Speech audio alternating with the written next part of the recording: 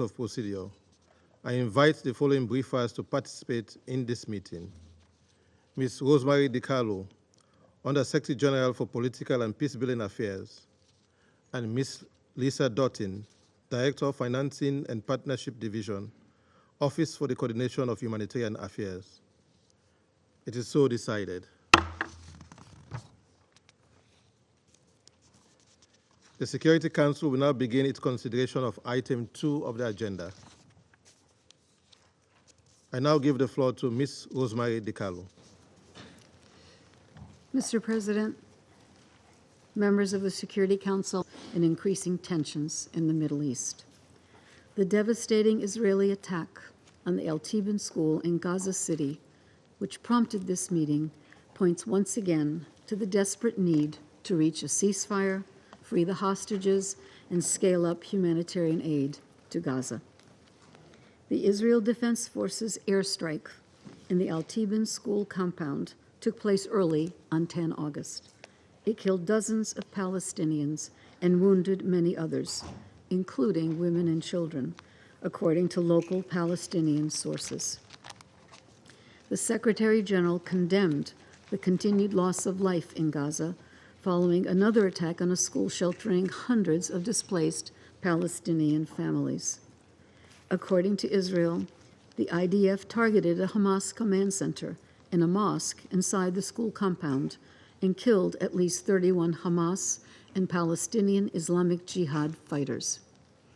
As the Secretary General underlined yesterday, international humanitarian law, including the principles of distinction, proportionality, and precautions in attack, must be upheld at all times. Also yesterday, Hamas announced the killing of a hostage and serious injury of two others by Hamas militants while in captivity in Gaza. Both sides have stated they are looking into the incidents.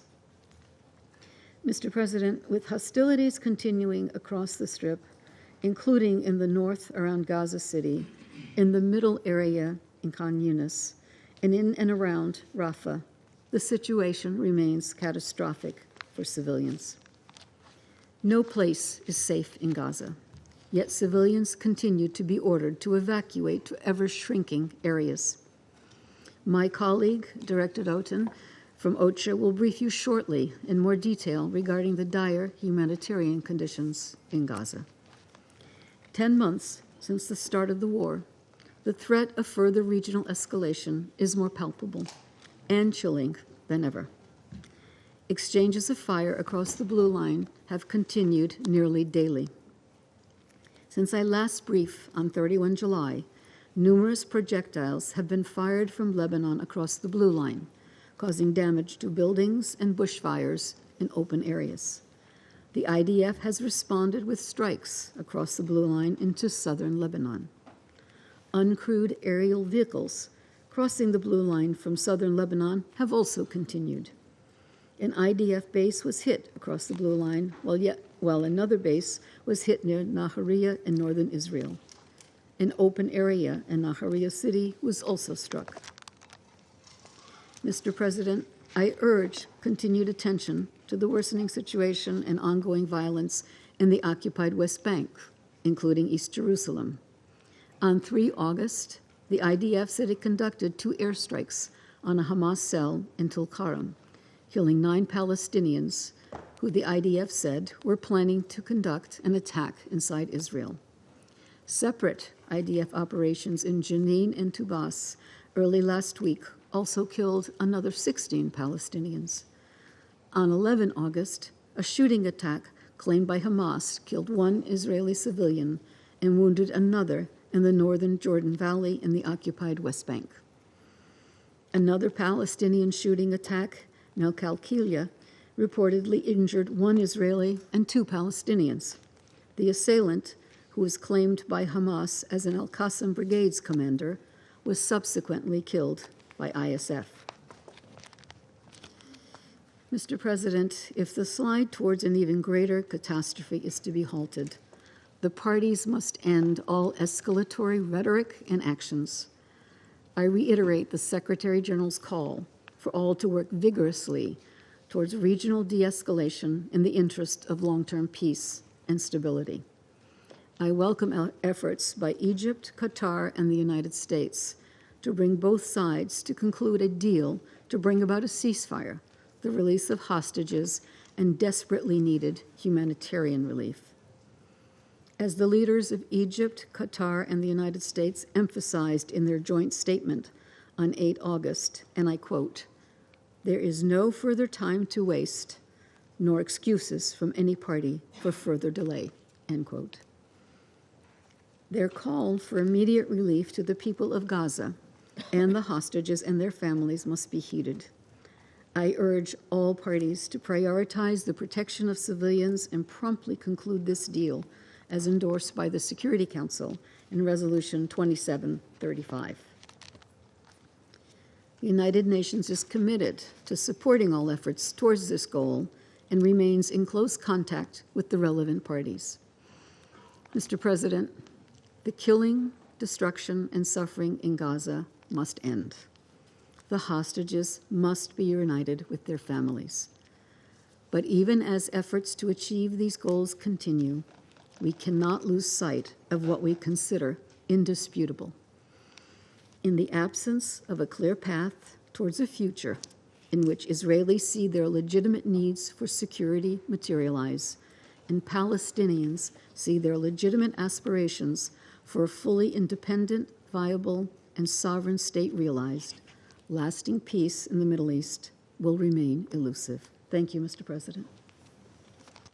I thank Ms. DiCarlo for briefing. I now give the floor to Ms. Lisa Dottin. Thank you, Mr. President, members of the Security Council.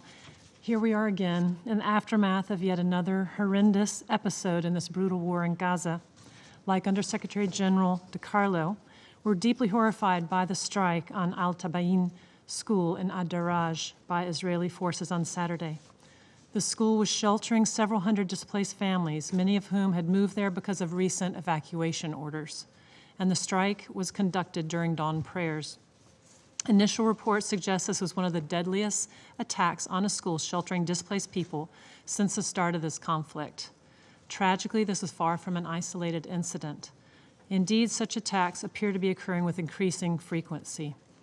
The most recent incidents include 3 schools hit within 48 hours between 3 and 4 August, and 2 schools hit on 8 August, all in Gaza City, with Al-Tabayin on Saturday, the latest such attack. According to OHCHR, this is at least the 21st strike on a school that has been serving as a shelter recorded since 4 July this year. Scores of people have been killed in these strikes, among them women and children. Mr. President, sadly, these large-scale incidents are only some of the myriad ways in which this horrendous conflict is causing unbearable suffering and devastation. Unremitting violence in Gaza has now killed almost 40,000 Palestinians and injured more than 90,000 others, according to the Gaza Ministry of Health. Some 10,000 people remain unaccounted for and are thought to be buried under the rubble. And as of 9 August, an estimated 115 hostages remain captive in Gaza, despite repeated demands for their release, including hostages who have been declared dead and whose remains are in Gaza. The health situation in Gaza remains critical, and the healthcare system is barely functional, providing brave but limited support for the injured and the sick, for the women in childbirth, and against rapidly spreading disease. Thousands of patients in critical conditions are on waiting lists for medical evacuations. More than 60% of residential buildings and 65% of the road network have been damaged or destroyed, according to UN recent analysis. In just 2 weeks, more than 250,000 people have been displaced, often on multiple occasions. Evacuation orders, supposedly for civilian security, are clearly having the opposite outcome. Civilians are repeatedly asked to evacuate to areas where essentials for their survival are absent. They're repeatedly being killed and injured in the very places they've been told were safe to go.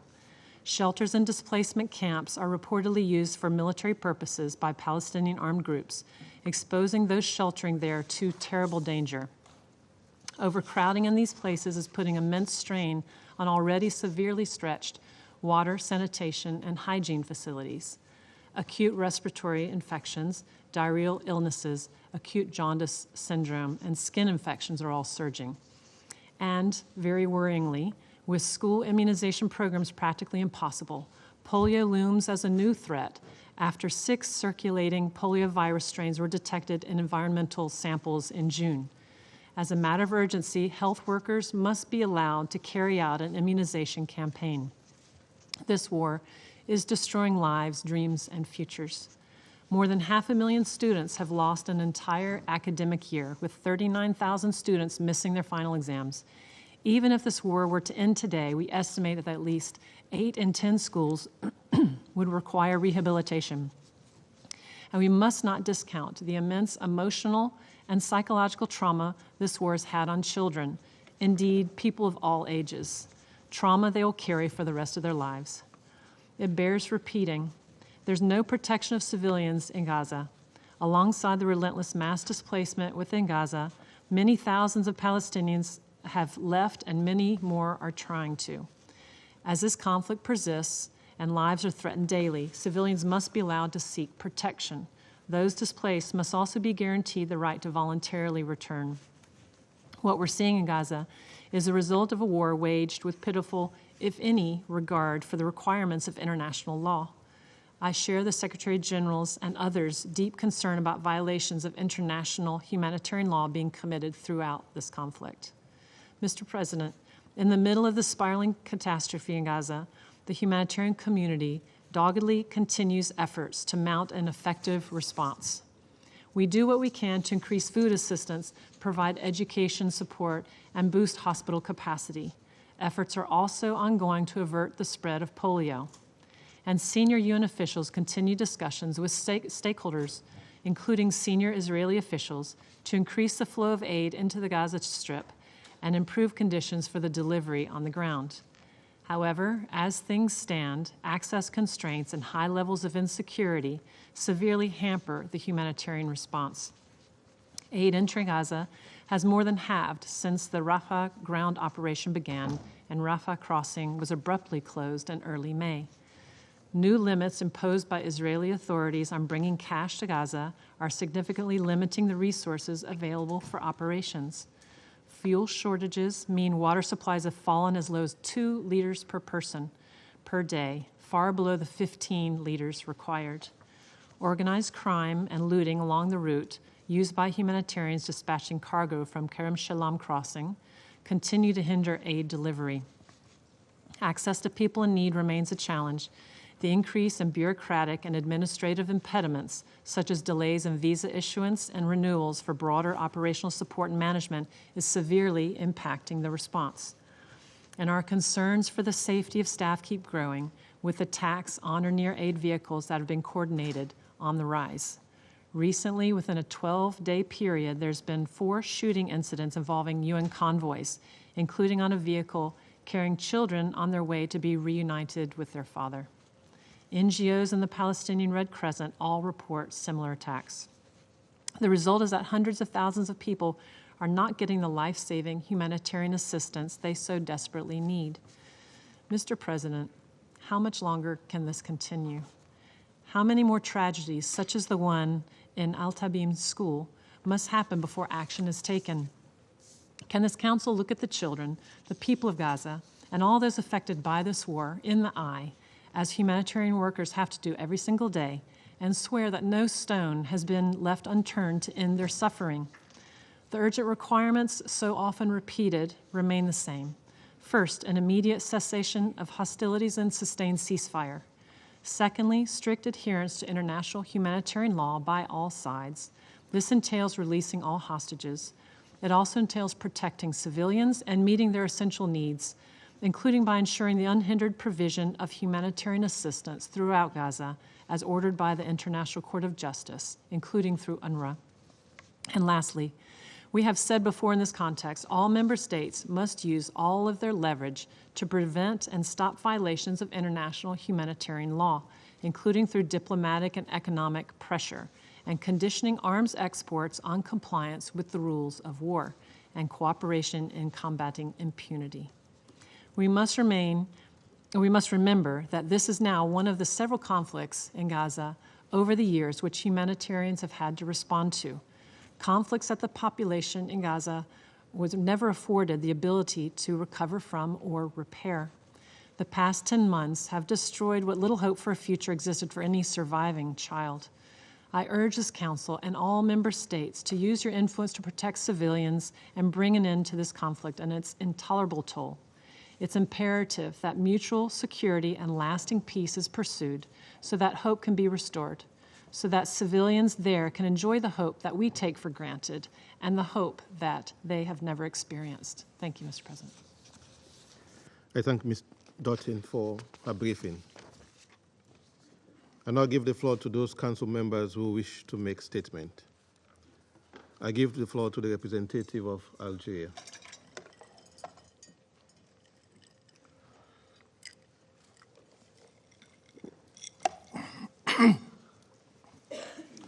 Mr. President, I thank USG, Mrs. Rosemary DiCarlo, and OCHA Director, Mrs. Lisa Doughton, for their briefing. I will start my statement by the same question of Mrs. Doughton. How long? Is it going to be yet another ineffective, vain, and hopeless meeting of the Security Council? Are we going to count and count the number of deaths in Gaza? The answer is simple. This is neither what the Council is designed for, nor what the international community expects from us.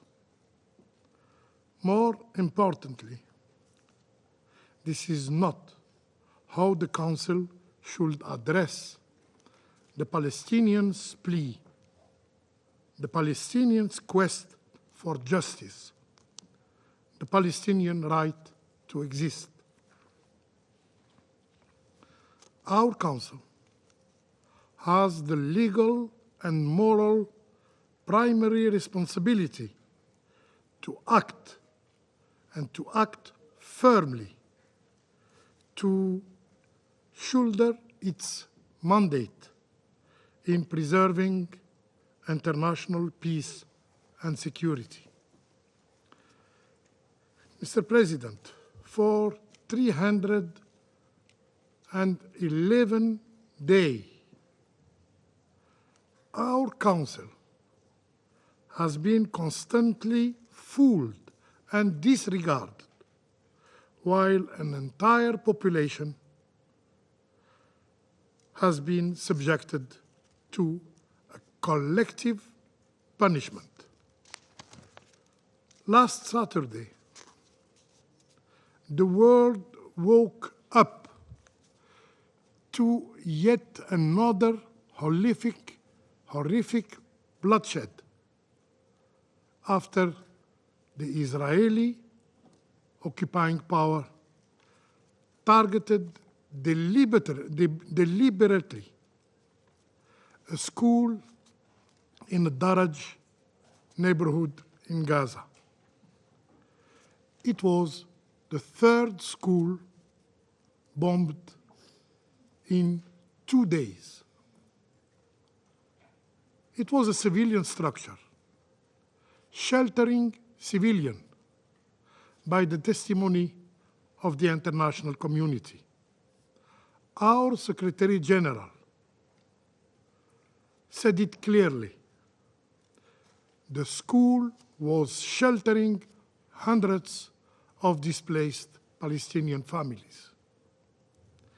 The Euromade Humanitarian Rights Monitor also stressed that the school was nothing but a dilapidated place that hundreds of families have taken refuge in. These testimonies of one of the survivors is harrowing. A father said that he has been given 18 kilogram of body parts, and he buried them as the body of his young son. Mr. President, this heinous massacre of Ad-Daraj and the previous ones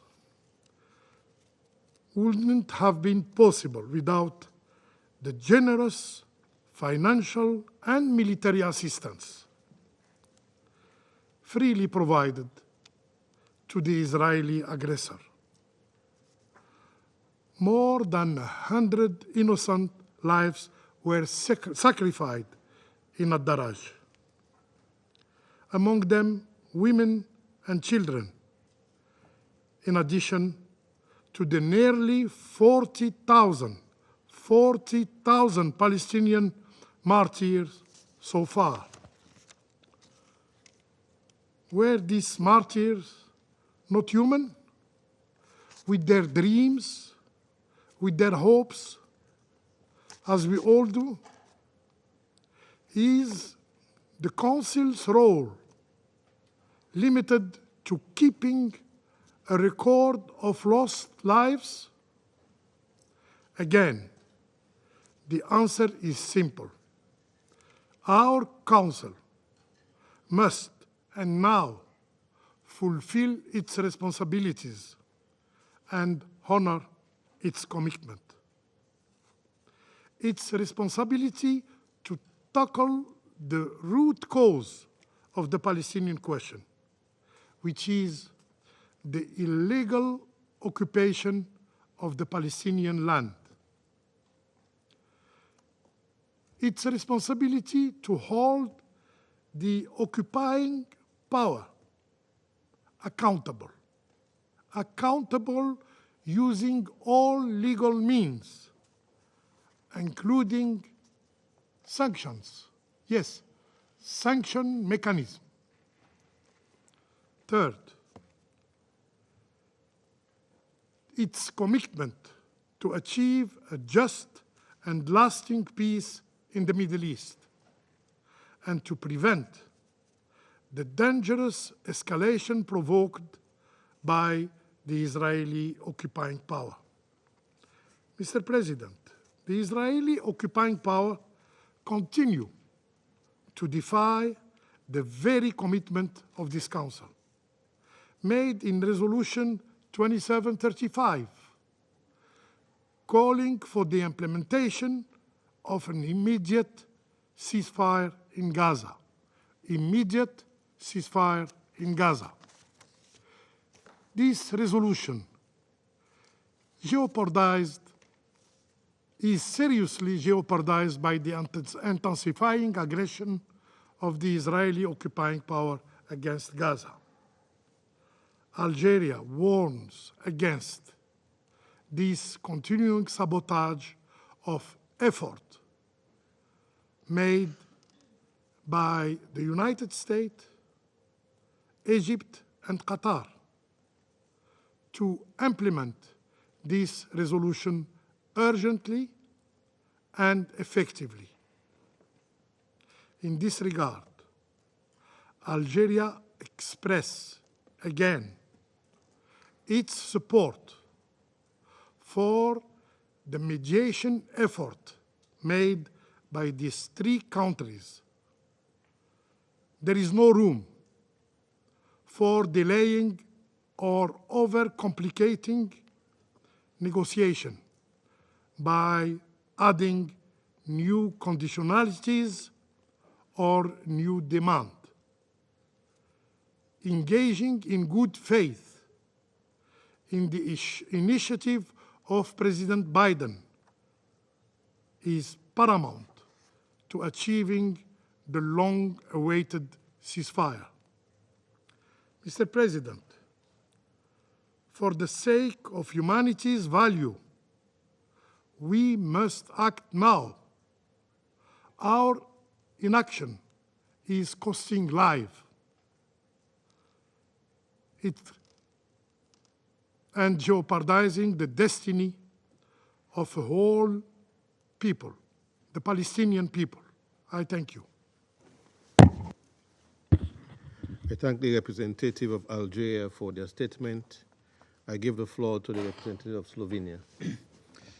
Thank you very much, Mr. President, and thank you for organizing this urgent meeting as requested by Algeria.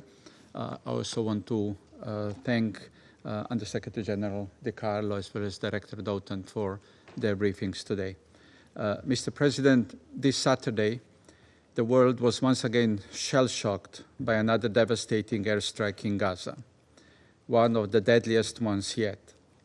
Slovenia strongly condemns the Israeli attack on halt school in central Gaza City, in complete disregard for the fate of Palestinian lives.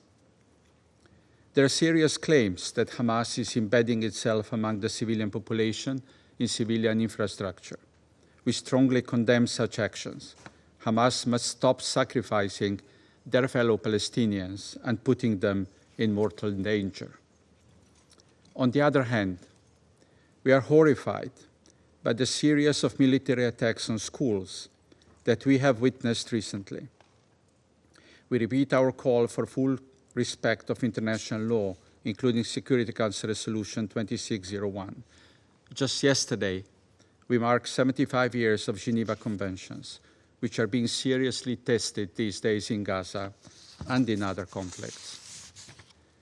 Slovenia is gravely concerned about the potential for tensions to spiral further out of control into a broader regional conflict, with devastating consequences beyond Gaza's borders. We call for maximum restraint by all actors in the region to prevent us from going down a road of no return. There is an urgent need to refrain from further attacks and threatening rhetorics. Colleagues, the resolution this Council needs to focus on as a priority is 2735. We express our full support to the mediators and their call on both sides to conclude talks on a ceasefire and the release of hostages and prisoners. In this regard, we call on both sides to resume the negotiations this week. We call on both sides to commit to concluding the deal without delay. It has been more than 2 months since the Council demanded a ceasefire. We have been patiently waiting for the implementation of our resolutions. Meanwhile, we have been witnessing a continuation of deadly attacks and civilian casualties. And we have been observing Palestinians being chased across Gaza. There is no more time to spare. There are no more innocent lives to be wasted. We once again propose that the Council establishes a clear deadline for the conclusion of the deal.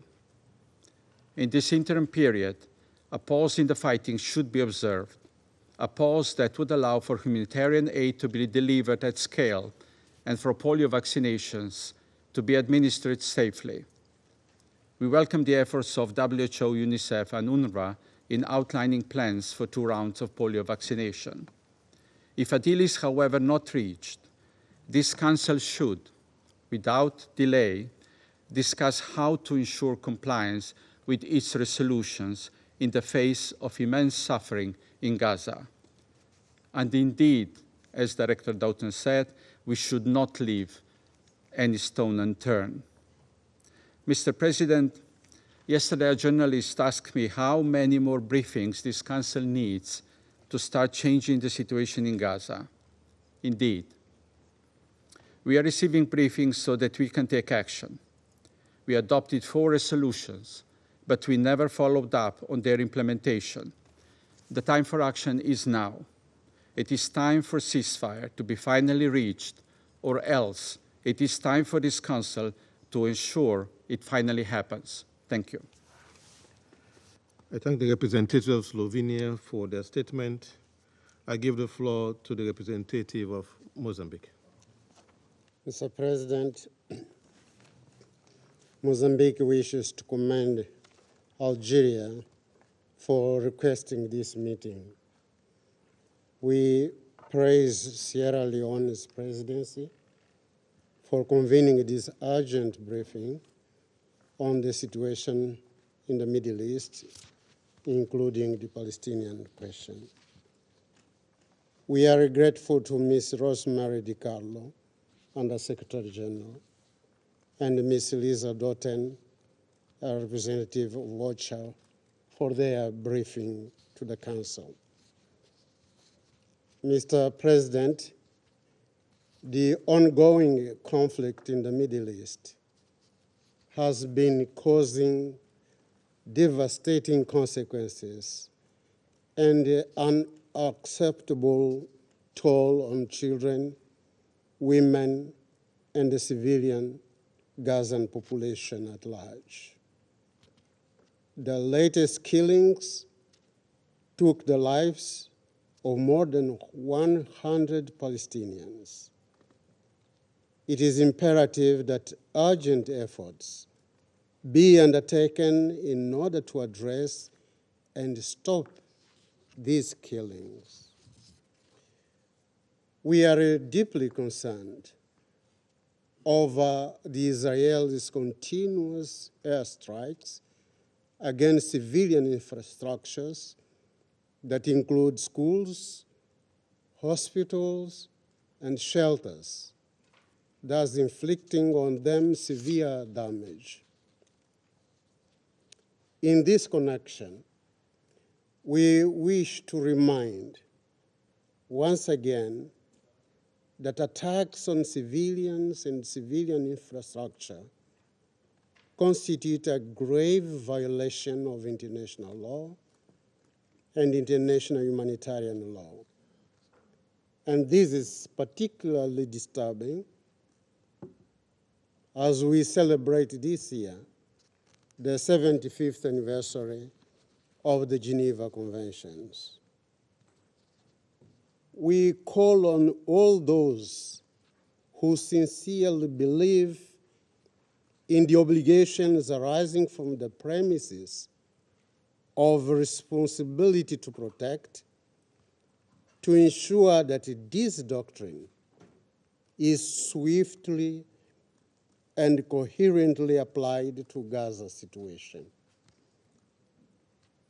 On the other hand, indiscriminate military attacks can only aggravate regional conflicts and trigger new conflicts that will gain a larger dimension. Unimaginable implications for regional and international peace and security could ensue. Given the gravity of the situation, it is imperative that all parties involved, particularly Israel, comply with international legal norms and agreements. In particular, they must abide by all orders and judgments enacted by the International Court of Justice on the matter. We reiterate our call for an immediate end to this war. We urge the parties to implement without reservation and without further delay all Security Council resolutions that we have taken on this conflict. As advocates of peace, security, and humanitarian aid, it is crucial that we underscore the importance of raising awareness about these heartbreaking events described by our briefers. Mr. President, we hold the view that resolving this conflict in the Gaza Strip and Palestine requires approach encompassing negotiations. This approach must include plans for economic development, humanitarian aid, reconstruction of Gaza, and regional collaboration. These are the necessary steps that will pave the way towards a lasting and sustainable peace. We therefore embrace the move for a concerted global action to end Israel's military operation in Gaza, which is expanding exponentially with the untold suffering of the Palestinian people. In this context, Mozambique reaffirms its commitment to supporting all diplomatic efforts aimed at finding sustainable solution to the protracted conflict in the Gaza Strip and Palestine. We reiterate our full support for the ongoing diplomatic efforts by the United States of America, Egypt, Qatar, and other Arab countries, as well as the international community at large, in pursuit of a lasting solution to the protracted conflict in the Gaza Strip. Mr. President, Mozambique remains steadfast in our recognition of the inalienable right of the Palestinian people to self-determination, political independence, and sovereignty, as prescribed by the Charter of the United Nations and the dictates of international law. We reiterate the urgent need for the implementation of a two-state solution, a solution based on the existence of two independent and sovereign states, Israel and Palestine, living side by side in peace and security, both as members of the United Nations. I thank you, Mr. President. I thank the representative of Mozambique for their statement. I give the floor to the representative of the United Kingdom. Thank you, President.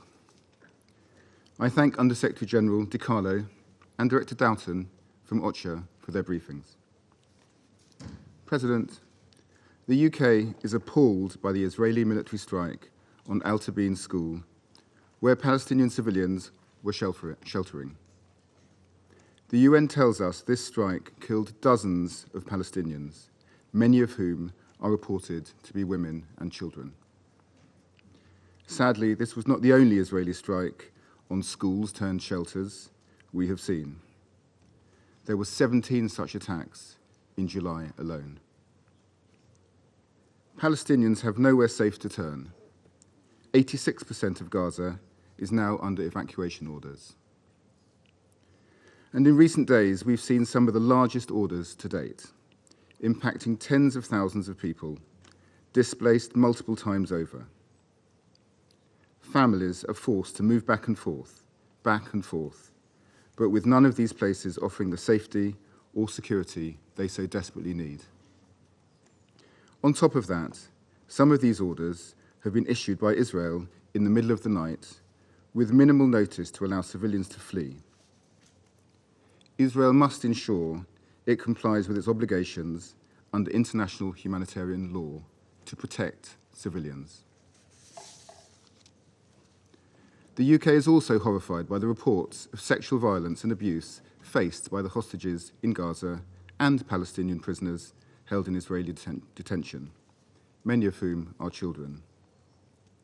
Hamas must release all the hostages immediately. Hamas must also stop endangering civilians. And Israel must grant the ICRC access to prisoners immediately and ensure accountability if anyone is found to be responsible for the abuse of detainees.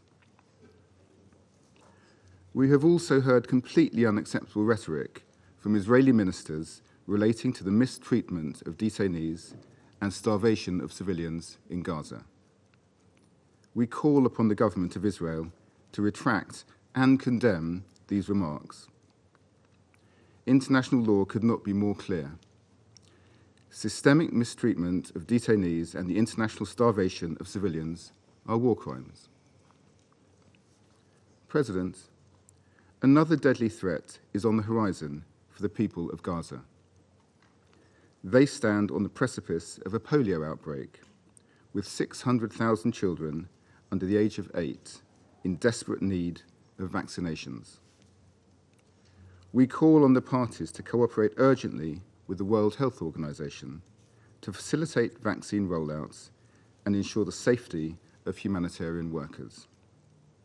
We call on Israel to allow unfettered aid access into Gaza and to put in place an effective deconfliction mechanism to ensure aid can be delivered safely. Finally, President, I reiterate the UK's call for regional de-escalation, as my Prime Minister made clear in his call with Iranian President Pezeshkian last night.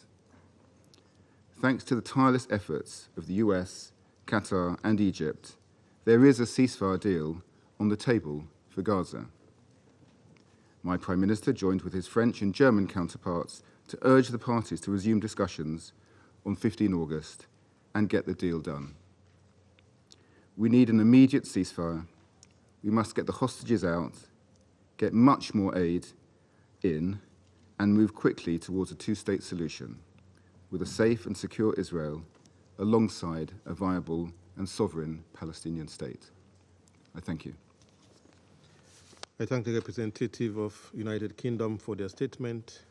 I give the floor to the representative of China. President, I thank Algeria for requesting this meeting. Thank you to USDD Carlo and Director Ms. Dalton for their briefings. Israel's airstrike on the Tabin school in Gaza last week claimed around 100 innocent civilian lives.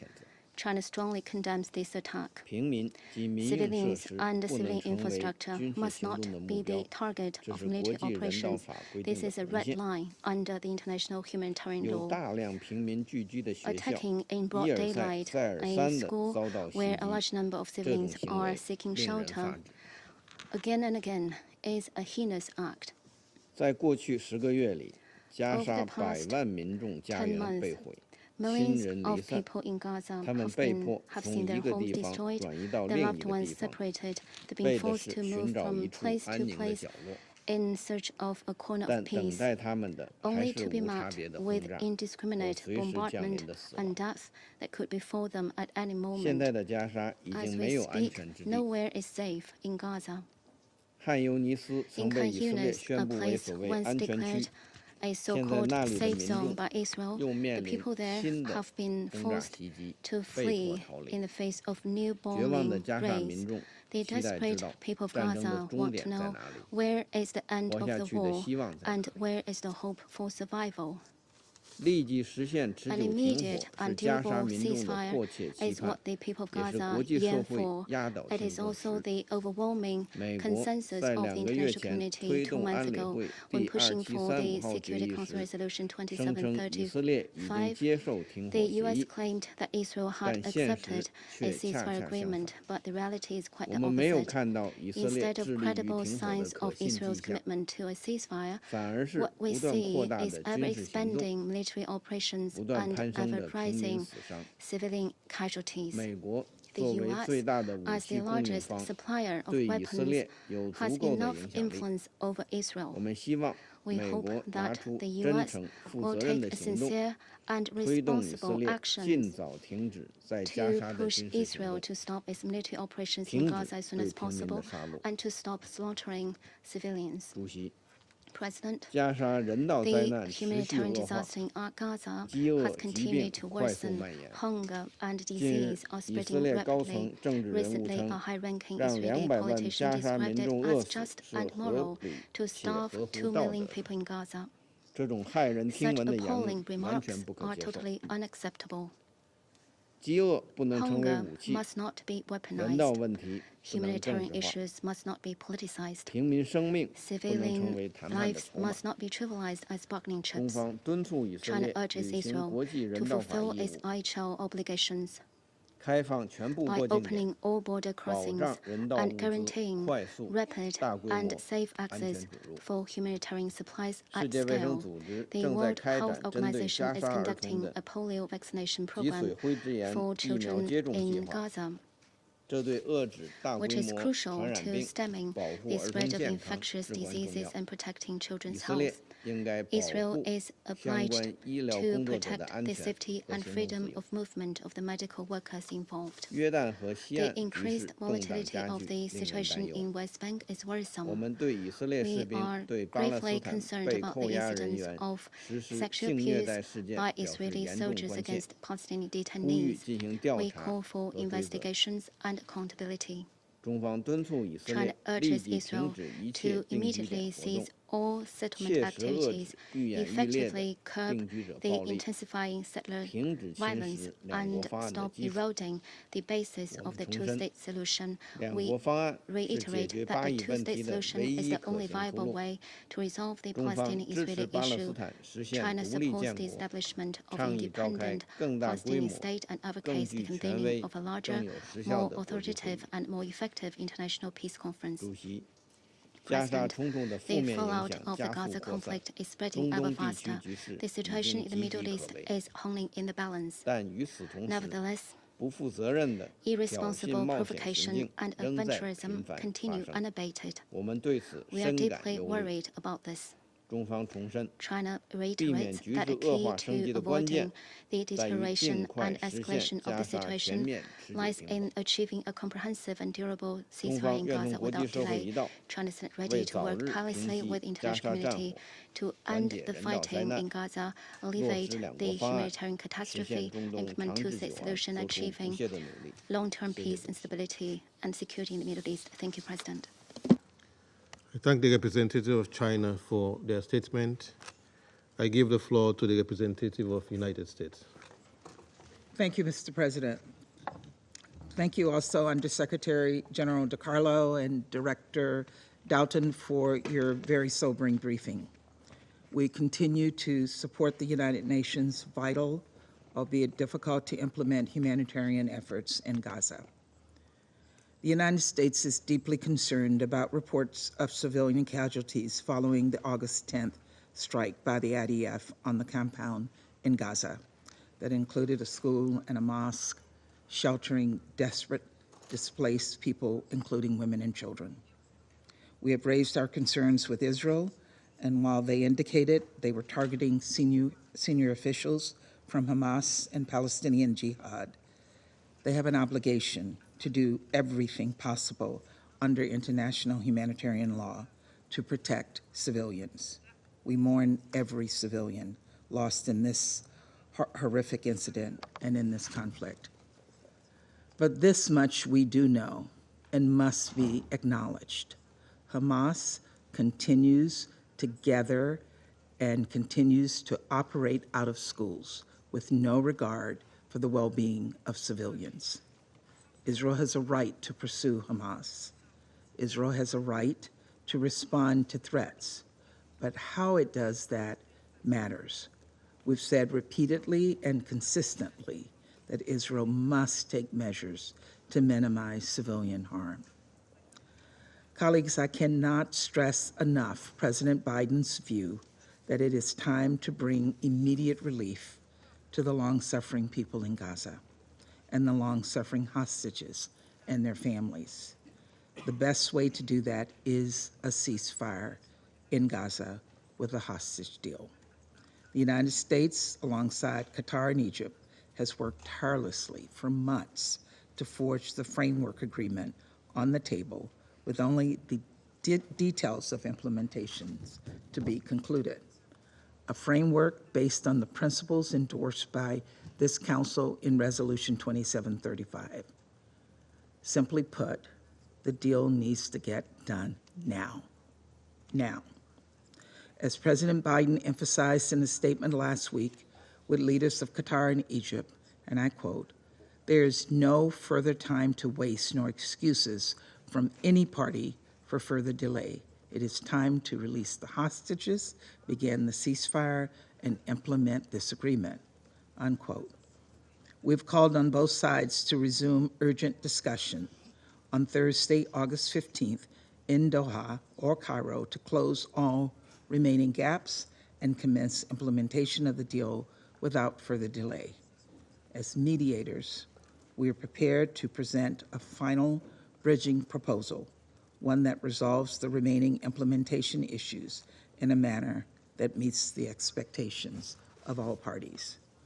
We welcome the statements of support for this effort, such as the one issued by Algeria over the weekend, and we call on every member of this council to speak with one voice, to press Hamas to participate in the discussions on August 15th, and for both sides to agree to implement the deal on the table without further conditions or delays.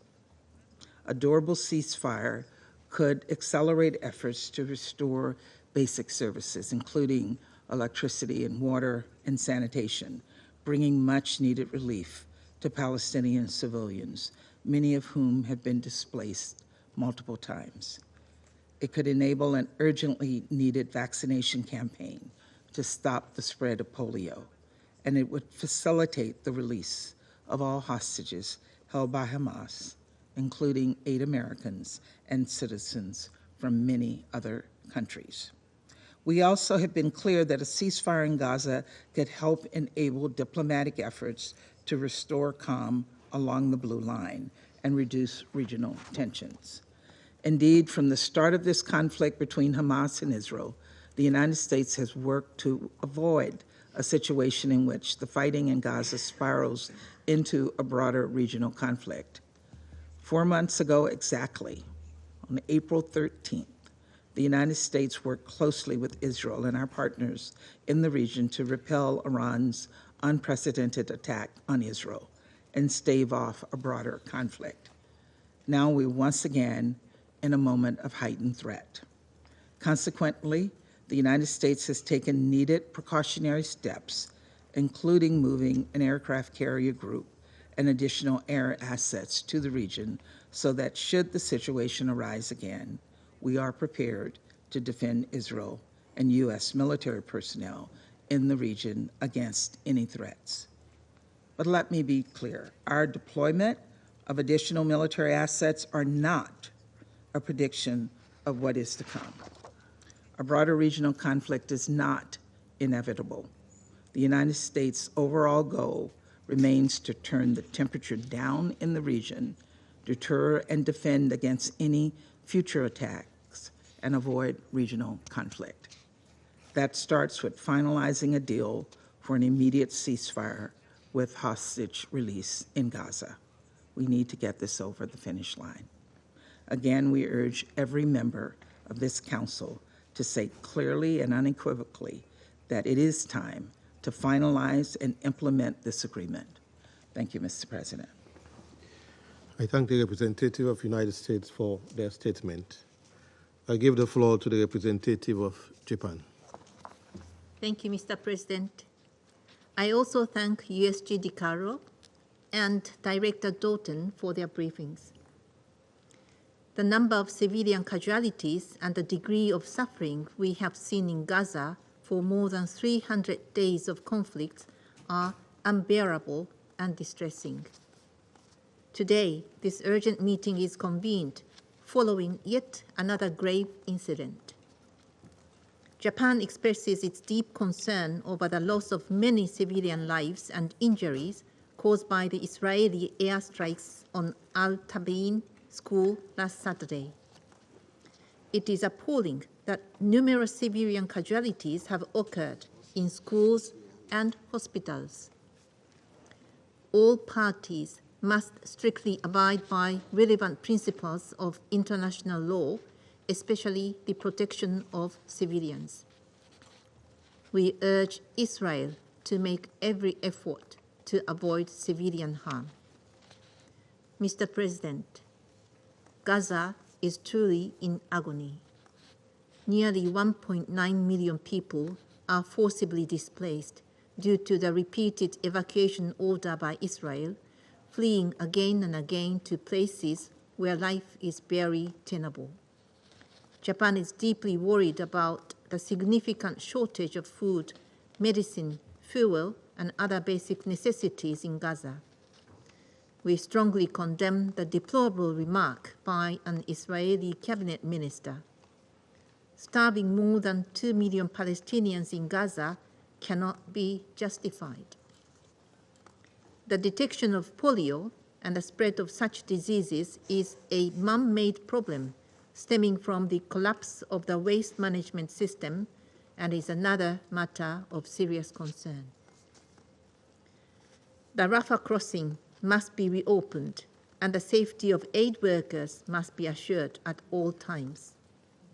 Israel must lift all impediments to humanitarian assistance, not only to provide the minimum of survival, but also to protect human dignity. Mr. President, the still unfolding tragedy confirms that three things that this Council called for in Resolution 2735 must be achieved now without any further delay, namely, an immediate ceasefire, the release of all remaining hostages, and the expansion of aid delivery across Gaza at scale. In this vein, Japan appreciates the vigorous diplomatic push by the United States, Egypt, and Qatar to close all remaining gaps to finalize the deal on the ceasefire and hostage release. We strongly support the recent joint leaders' statement and the effort made by the three countries, and we urge all parties concerned, especially Hamas, to constructively engage at the proposed meetings later this week and immediately work towards concluding the deal. This Council and the entire international community must remain united to end this crisis immediately. Japan will play its part in close cooperation with relevant stakeholders. I thank you, Mr. President. I thank the representative of Japan for their statement. I give the floor to the representative of Guyana. Mr. President, thank you for convening this meeting in response to the timely request made by the delegation of Algeria. I also thank Under-Secretary General DiCarlo and Ms. Dalton of OCHA for the information provided.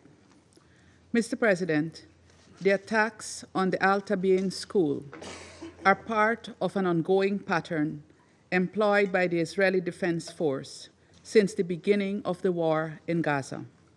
It is a pattern characterized by a complete disregard for the humanitarian principle of proportionality, and it results over and over again in the killing of a high number of civilians on the pretext of eliminating one or more military targets.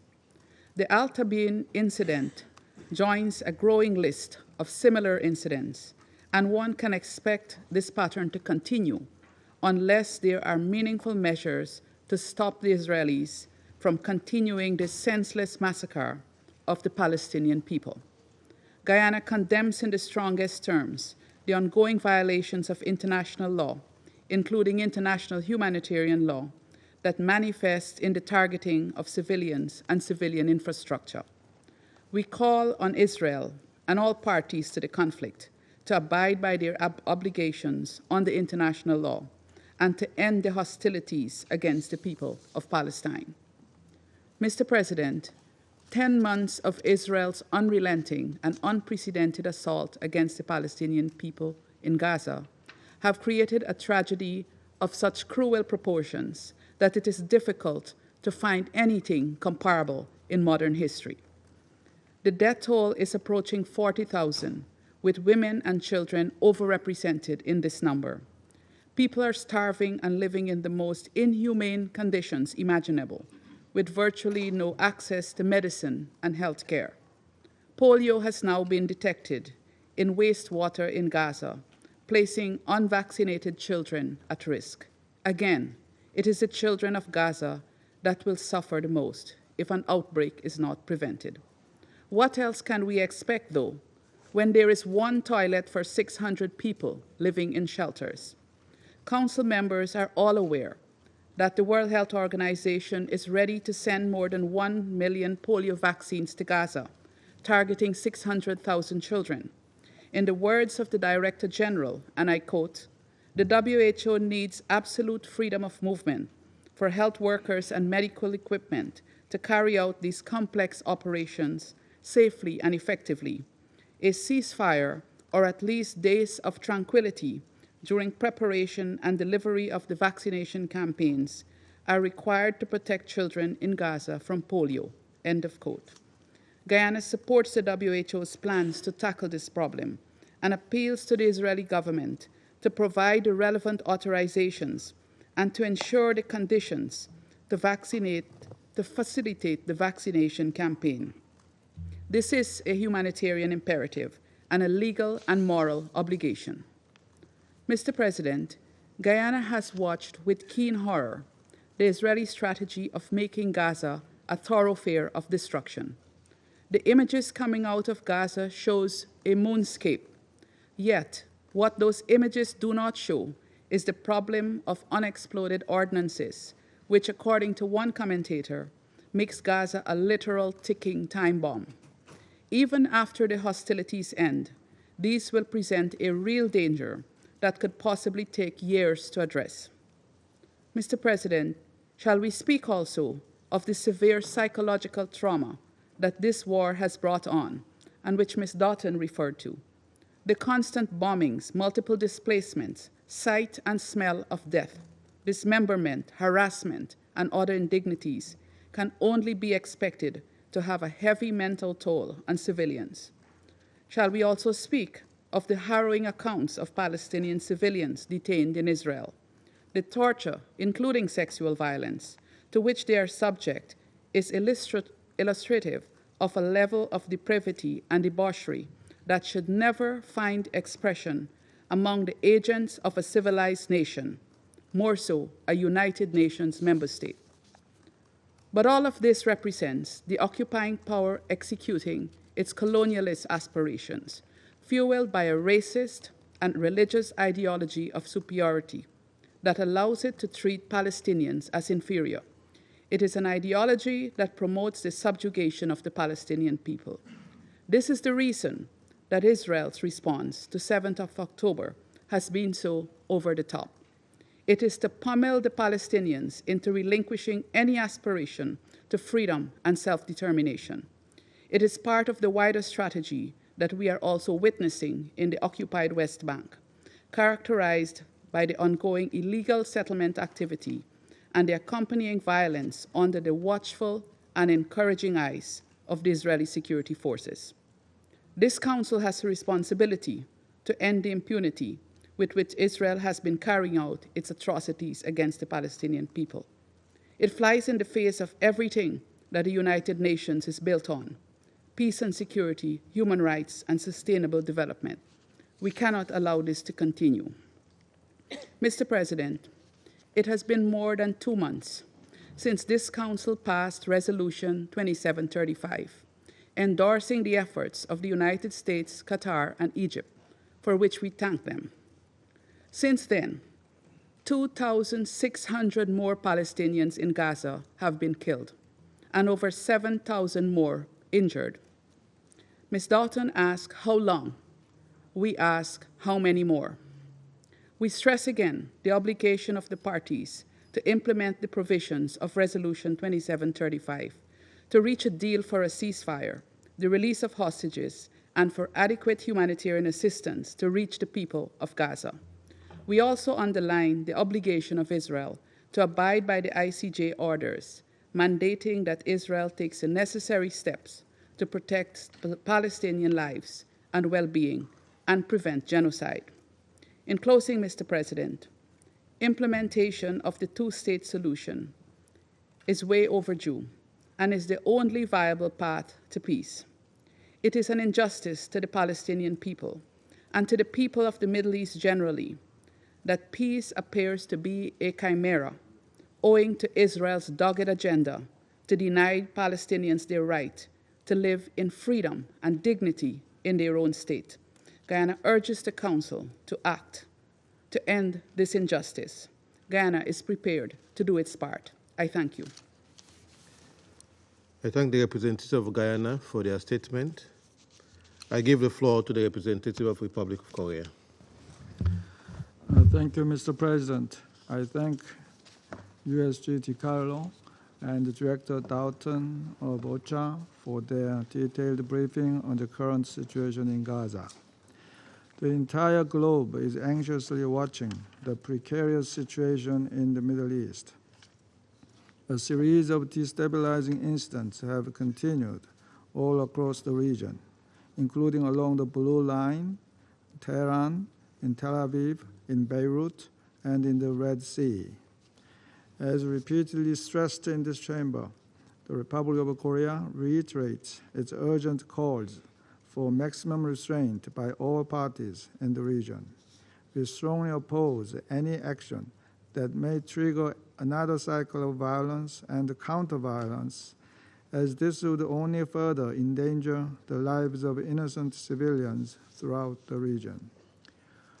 We are appalled and gravely disturbed by the repeated attacks against the civilian infrastructure, including schools, hospitals, and shelters in Gaza, and especially by the August 10th strike on a mosque inside the Al-Tabain school, where around 100 people were reportedly killed.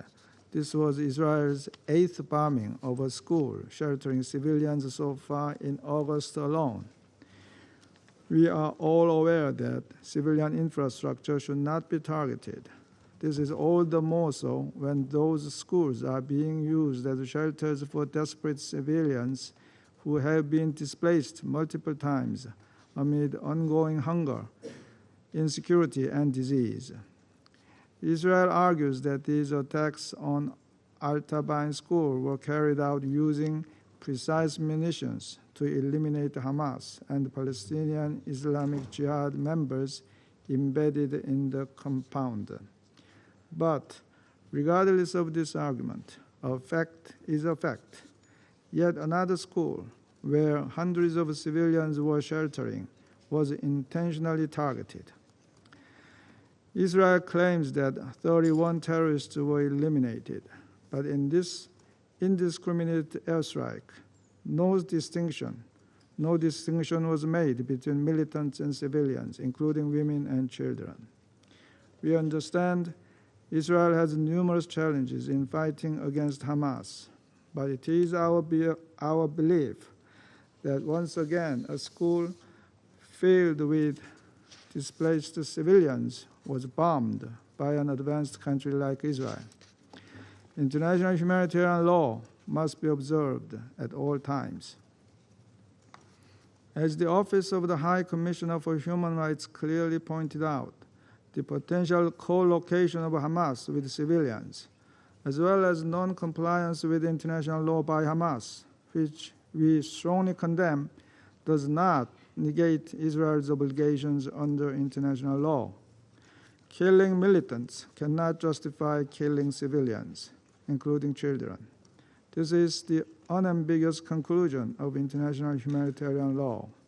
As such, Hamas must not endanger civilians by using them as human shields. Yet at the same time, we urge Israel to take every possible measure to protect innocent Palestinian civilians. We are also disturbed by last month's OHCHR report, as well as media reporting, detailing that the rights of Palestinian detainees have been violated through arbitrary detentions and ill treatment. Mr. President, we are seriously alarmed by the exacerbating humanitarian situation in Gaza. Spreading famine has been compounded by the total destruction of law and order and repeated evacuation orders by the IDF. We urge Israel to implement all possible measures to enhance the swift and safe delivery of humanitarian aid throughout Gaza at scale. Humanitarian workers, notably UNRWA's, must be protected and their activities should be ensured. We are, however, appalled by the announcement last week that the UN Office of Internal Oversight Services found at least 9 UNRWA staff members may have been involved in the October 7th attack. UNRWA should maintain its role as the core pillar of humanitarian efforts in Gaza. Its credibility and neutrality must be ensured.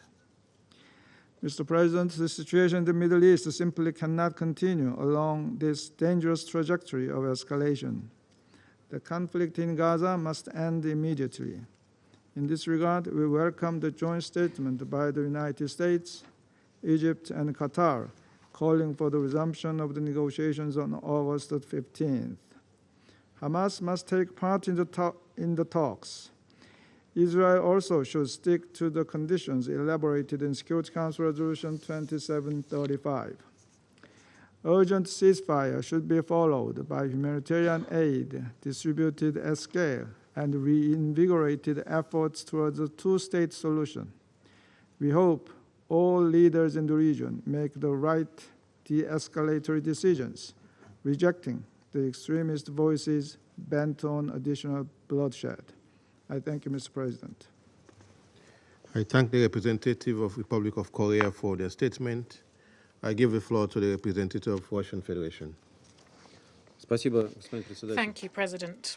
We would like to thank USG on Political and Peacebuilding Affairs, Rosemary DiCarlo, and also the Director of Financing and Partnerships Division for OCHA, Lisa Docton, for their comprehensive briefings and their assessments of the situation in the occupied Palestinian territories. We're grateful to the delegation of Algeria for taking the initiative to convene today's meeting regarding recent events in Gaza. The last time that we discussed the situation there was 2 weeks ago. And it's clear that we need to be doing this more often. Because the notion that the situation in Gaza and in the region as a whole continues to drastically deteriorate has, unfortunately, already become routine and does not get across the horrors and the suffering that the civilians in Gaza have to face every day, including elderly people, women and children. Expecting our Western, primarily American colleagues in cahoots with Israel to express any compassion to Palestinians is pointless. Therefore, it's important to regularly bring the truth about what's happening in Gaza to the Security Council platform and to the international community. We are extremely shaken by the Israeli strike on the Al Tabin school in Gaza. At the time, more than 2,000 refugees were sheltering there. More than 100 people died and tens were injured. Many of the victims were women and children. We express our sincere condolences to the families of those who died, and we wish a speedy recovery to those who were injured. We'd recall our consistent position of principle about the need for strict compliance with the norms of international humanitarian laws. We call on Western Jerusalem to refrain from any attacks on civilian objects. There can be no justification for this kind of action. Unfortunately, what happened in Al Tabin can't be seen as a one-off or indeed some awful criminal misstep. As has already been said today, in the last 10 days alone, 13 centers in Gaza where IDPs were sheltering have been bombed. According to OHCHR data, since the 4th of July, Israelis carried out 24 strikes on schools where displaced people were located. As a result of this, at least 274 people have died. There's a growing conclusion that what is happening is not anything else than a deliberate choice by the Israeli leadership. Condemnation of specific acts of Western Jerusalem and calls for restraint will not work. The problem runs much deeper.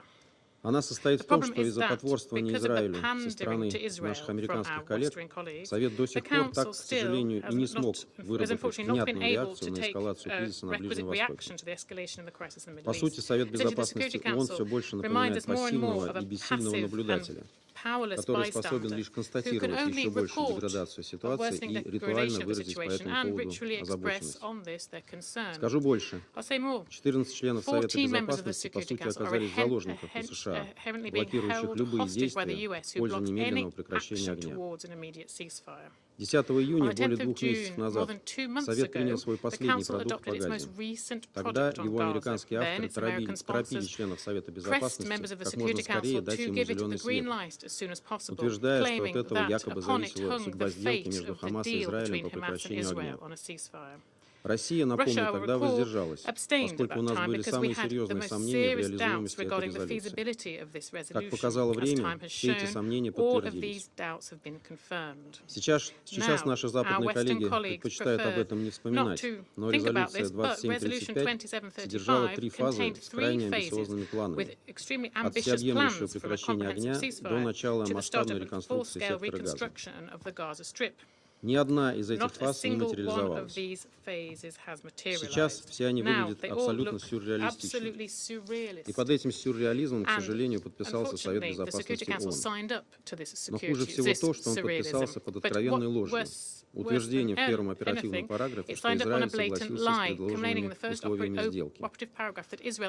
Его представители неоднократно, в том числе в этом зале, прямо заявляли, что ни на что не соглашались. Более того, вся риторика израильских официальных лиц свидетельствует о том, что Израиль в принципе не намерен прекращать свою военную операцию вне зависимости от позиции Совета Безопасности ООН. В частности, израильский министр финансов Смотрич назвал обменную сделку капитуляцией перед Яхьей Синваром, а министр нацбезопасности Бен-Гвир прямо заявил, что прекращения войны не будет. Какой же результат породила, цитирую наших американских коллег, их напористая дипломатия на земле по выведению сторон на договоренности, в которую Совет Безопасности ООН призывали не вмешиваться? Даже фраза «гора родила мышь» была бы преувеличением. Нам вообще ни о каких подвижках не известно. Кроме того, что с момента принятия резолюции 2735 единственный антирезультат – это вопиющее провокационное убийство главного переговорщика Хамас на последних переговорах Исмаила Хании, бывшего палестинского премьер-министра, в ходе его визита в Тегеран. Теперь весь мир застыл в тревожном ожидании нового витка эскалации в регионе. А Соединенные Штаты Америки, которые до сих пор даже пальчиком не погрозили Израилю, лицемерно призывают всех надавить на Хамас, чтобы он принял участие в переговорах 15 августа, как будто все зависит только от Хамас. Господин председатель, даже стороннему наблюдателю сегодня очевидно, что попытки подменить полноценное решение палестино-израильского конфликта различного рода сделками века при единоличном господстве США оказались не только безуспешными, но и контрпродуктивными. Весь ближневосточный регион полыхает и находится на краю пропасти широкомасштабной войны. Первостепенная задача, безусловно, скорейшее прекращение кровопролития в секторе Газа. Россия с самого начала обострения в зоне палестино-израильского конфликта призывала Совет принять самые решительные меры для обеспечения немедленного и безусловного прекращения огня. Я напомню, мы предложили первый проект резолюции с таким требованием еще 16 октября прошлого года. Сколько жизней можно было бы спасти, если бы Совет тогда не проявил малодушие? Это не риторический вопрос, есть конкретная цифра. 40 тысяч погибших, в том числе более 200 сотрудников БАПОР, более 90 тысяч раненых. Как сегодня уже говорилось, более 2500 погибших только с момента принятия резолюции 2735. Именно столько стоит бездействие многосторонней дипломатии и конъюнктурные интересы отдельных членов СБ, которые своим дамокловым вето полгода не позволяли даже намекнуть в документах Совета Безопасности на прекращение огня. Но без прекращения военных действий невозможно положить конец страданиям ни в чем не повинных мирных палестинцев, добиться освобождения заложников и задержанных, а также обеспечить полноценный и беспрепятственный им доступ в анклав. Призываем Совет не идти на поводу у Вашингтона, который озабочен лишь защитой интересов Израиля и прибылью от поставок оружия в горячие точки. И вновь сообща подумать, какие меры Совет Безопасности мог бы принять для деэскалации в Газе и в регионе в целом. Если для этого необходим визит Совета Безопасности на земле, то его нужно провести. Иначе складывается странная ситуация, когда мы все ожидаем от профильных подразделений секретариата активного присутствия в зоне конфликта и выполнения их мандатов в условиях, сопряженных с рисками для их жизни, а сами, заседая в Нью-Йорке, довольствуемся информацией из их докладов и открытых источников. Или же получаем приглашение посетить Женеву вместо тех регионов, где мы действительно нужны. Ближний Восток должен быть приоритетным направлением для визитов Совета, которые не должны превращаться в политический туризм в комфортных локациях. Требует повторного рассмотрения и вопрос о том, каким образом можно было бы переформатировать присутствие на земле профильных миссий, прежде всего органа ООН, по наблюдению за соблюдением условий перемирия. Нужно осмыслить возможность усиления его мандата, если надо, вне привязки к согласию обеих сторон. Очевидно, что оно никогда не будет получено. Генерал Патрик Гаша уже дважды брифинговал Совет, очерчивал конкретные практические вопросы, которые необходимо решить для того, чтобы вдохнуть в мандат его миссии новую жизнь, что крайне востребовано в условиях текущей эскалации. Призываем коллег по Совету не сидеть сложа руки, а активно вовлекаться в эту дискуссию. Совет не может и не должен закрывать глаза на происходящее на Ближнем Востоке и в угоду одной делегации пренебрегать своим непосредственным мандатом по поддержанию международного мира и безопасности. Как и забывать о своих собственных решениях о необходимости создания независимого суверенного палестинского государства в границах 1967 года со столицей Восточного Иерусалима, сосуществующим в мире и безопасности с Израилем. И никакие иные схемы и концепции не должны подменять эти основы ближневосточного регулирования. Готовы к взаимодействию со всеми, кто разделяет эти подходы. Благодарю за внимание. I thank the representative of Russian Federation for their statement. I give the floor to the representative of Malta. Thank you, President. And I also thank Undersecretary Rosemary DiCarlo and Director Lisa Doughton for the herring briefings today. Malta condemns the horrific strike on the Al Tabeen school in Gaza last weekend, which reportedly killed dozens of civilians, including children. This is a continuation of the deeply concerning pattern of strikes on Palestinian education facilities. Al Tabeen school was a refuge for hundreds of displaced Palestinians. We urge Israel to cease attacks on civilians and civilian objects and to take immediate, decisive action to adhere to international human rights and humanitarian law. It is unacceptable that the civilian casualties of this war have reached 40,000, and by some estimates may be as high as 180,000, and that several hostages, including children, remain captive in Gaza for 312 days. Innocent lives on both sides should be safeguarded at all costs. The status quo reflects an apparent complete disregard for international law as the modus operandi of the conflict parties. Hamas's use of the civilian infrastructure for militant purposes, including through the firing of rockets into Israel, directly jeopardizes civilians, which we wholly condemn, and as we have consistently condemned the terror attacks, including those of 7th October.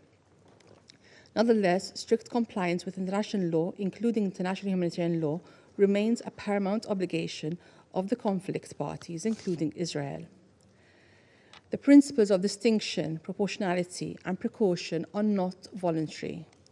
The lives of civilians, women and children cannot be disregarded.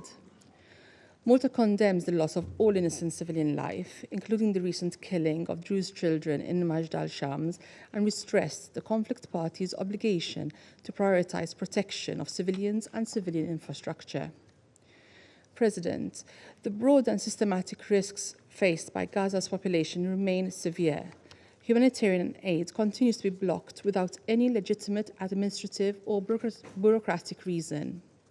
Hunger, the growing threat of diseases such as polio, exacerbated by little to no access to medical aid, persistent displacement and lawlessness have deepened insecurity, rendering the situation untenable. Humanitarian actors continue to inform us that what is being done to address these horrific conditions is nowhere close to enough. A paradigm shift is necessary. Border crossings must be reopened, and effective measures need to be taken to ensure that aid is delivered into and across Gaza. President, the carnage must stop. Hostages must be released. They must be they must be reunited with their families, and the humanitarian crisis must be adequately addressed. The full, immediate, and effective implementation of relevant Council resolutions and the orders of the ICJ is essential. Malta reaffirms its categorical call for an immediate and permanent ceasefire. We fully support and commend efforts by the US, Egypt, and Qatar, who continue work towards bridging gaps to implement the framework agreement, which is in line with Council Resolution 2735. We call on the conflict parties to constructively approach negotiations and urgently implement the ceasefire deal. As regional escalations continue, we underline that concluding this deal is critical. This will directly contribute to avoiding a broader conflict in the Middle East. We call on all regional parties to commit to diplomacy, de-escalate and refrain from any attacks which would inflame regional tensions and undermine chances for a ceasefire deal. For Israelis and Palestinians to know security and peace, a return to restorative dialogue towards a political horizon must become the core objective. Malta stresses that this must align with a comprehensive peace plan which paves the way towards a credible and irreversible realization of the two-state solution. I thank you. I thank the representative of Malta for their statement. I give the floor to the representative of Switzerland. Merci, Monsieur le Président. Thank you, President. La Suisse salue la convocation de cette séance urgente du Conseil de sécurité sur la situation à Gaza et je voudrais remercier la secrétaire générale adjointe aux affaires politiques, Mme Rosemary DiCarlo, et la directrice de la division du financement et des partenariats, Mme Lisa Doughton d'OCHA, pour leurs interventions. Le rappel est clair. Monsieur le Président, la Suisse condamne les violations du droit international humanitaire commises par toutes les parties. Elle condamne également le fait que les hostilités continuent de faire de nombreuses victimes civiles, comme ce fut rapporté samedi passé à Gaza. Une école est un lieu d'enseignement. Une école doit permettre aux enfants d'apprendre, de s'épanouir, de construire leur avenir et de contribuer ainsi à une société pacifique et prospère. À Gaza aujourd'hui, les écoles sont souvent le dernier recours pour trouver quelque chose à manger, de l'eau ou un abri. Or, même les écoles sont devenues des abris de fortune n'offrent souvent pas de refuge aux civils. D'après le Haut-Commissariat des Nations Unies aux droits de l'homme, l'attaque israélienne sur l'école Tabine a tué au moins 93 personnes et représente la 21e attaque en un seul mois contre une école qui servait de refuge.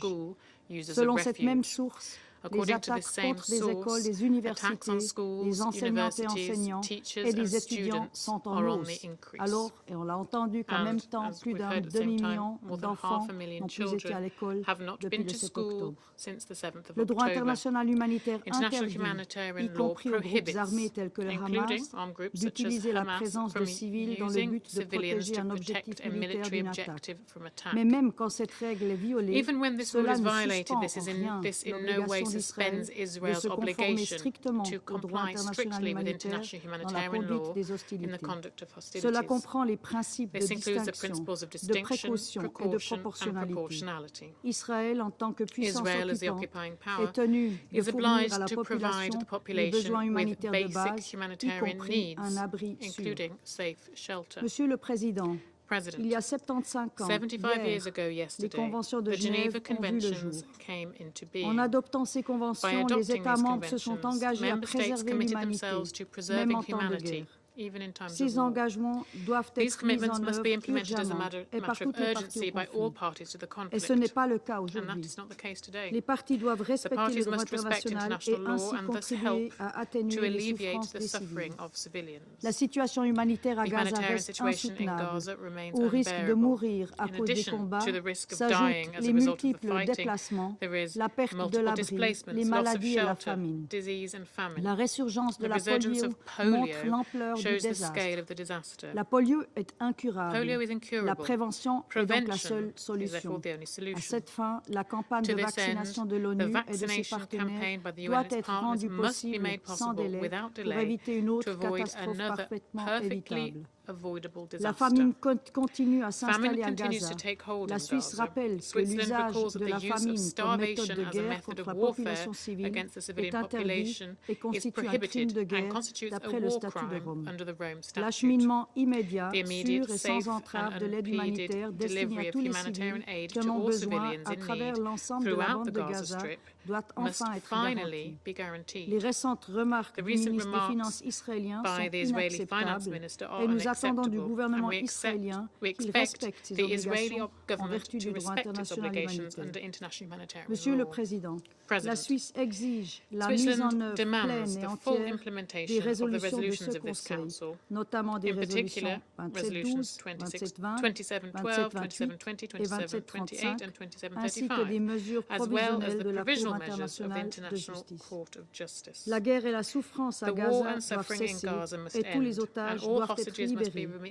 immédiatement immediately et and inconditionnellement. unconditionally. La Suisse appelle toutes les Switzerland parties calls on à all s'engager parties de bonne to foi engage in good dans les faith pourparlers de in the cessez-le-feu ceasefire talks sous l'égide under the des aegis of the États-Unis, United du Qatar States, et de l'Égypte. Qatar and Egypt. Un cessez-le-feu à Gaza est A aussi ceasefire crucial in Gaza is en vue also d'une crucial désescalade to régionale. regional de-escalation. La solution à deux États The démocratiques, solution Israël et of two Palestine, democratic dont states, Gaza fait Israel partie and intégrante, Palestine, of which vivant Gaza côte is à an côte integral en paix part, à living l'intérieur de side by side frontières in peace sûres et within reconnues, secure reste and recognized indispensable pour la borders paix. remains essential C'est for le peace. seul It is horizon the only politique conceivable envisageable political pour horizon garantir la for sécurité et guaranteeing the dignité des security and populations dignity of the dans la people région in the region. et pour que les écoles And so that redeviennent ce qu'elles schools devraient become what être, they un should lieu become once d'enseignement again what they should et be, d'espoir a place pour un of futur en learning paix. and Je vous hope for a remercie. future of peace. Thank you very much.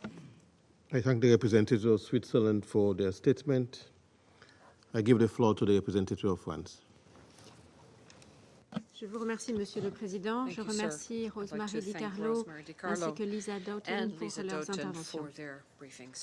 À Gaza, comme l'a exprimé à plusieurs reprises le président de la République Emmanuel Macron, la guerre doit s'arrêter pour les Gazaouis, pour les otages, pour la stabilité de la région qui est aujourd'hui en jeu. Dans ce contexte, la France condamne avec la plus grande fermeté la frappe israélienne qui a visé le 9 août l'école Al-Tabin dans la ville de Gaza. Elle adresse ses condoléances aux proches des victimes et ses pensées solidaires aux blessés. Depuis plusieurs semaines, des bâtiments scolaires où se réfugient des centaines de déplacés ont été touchés avec un nombre de victimes civiles intolérable. Ces attaques contre des infrastructures civiles doivent cesser. La France rappelle que le respect du droit international humanitaire s'impose à tous, y compris à Israël. La France souligne l'urgence d'instaurer un cessez-le-feu immédiat et permanent dans la bande de Gaza pour mettre fin aux souffrances de la population civile et pour permettre l'acheminement massif et sans entrave de l'aide humanitaire en réponse aux besoins immenses de la population civile de Gaza. Elle réitère son appel à la libération immédiate et sans condition de tous les otages, ainsi que sa condamnation dans les termes les plus forts des attaques terroristes commises par le Hamas et d'autres groupes terroristes le 7 octobre 2023. Comme elle l'a rappelé hier, aux côtés de l'Allemagne et du Royaume-Uni, la France soutient les efforts de médiation des États-Unis, de l'Égypte et du Qatar. Elle appelle à la reprise immédiate des négociations the United Kingdom and Germany, France supports mediation efforts of the United States, Egypt, and Qatar, and calls for immediate resumption of negotiations, which must be successful without any further delays. And France reaffirms the urgency of implementing a two-state solution, the only way to guarantee stability and security in the region. Given the urgency of a two-state solution, that is the only way to bring about security and stability in the region. Given the increase of tensions in the Middle East, this Council must do everything in its power in order to prevent further regional unrest. France is attached to regional stability and security of its partners in the region, and we have mobilized in favor of a rapid de-escalation, working with our international partners.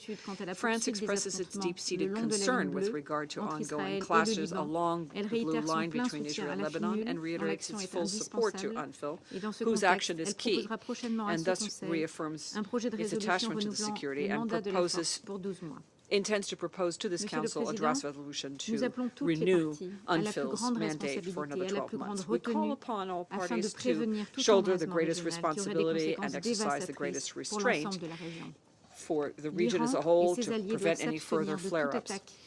Israel should refrain from any attack that might further exacerbate regional tensions and which would make it more difficult to bring about a ceasefire and the release of the hostages. Thank you. I thank the representative of France for their statement. I give the floor to the representative of Ecuador.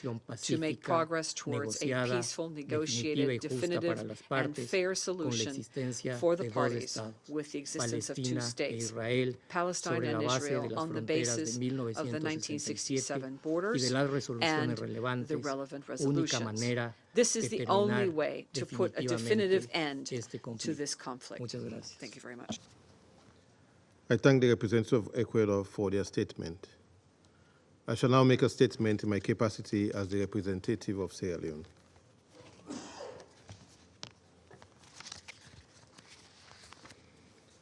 I thank USG Ms. Rosemary DiCarlo and Director Lisa Doughton for their important briefings and call to action, particularly in the statement of Director Lisa Doughton, to leave no stone unturned.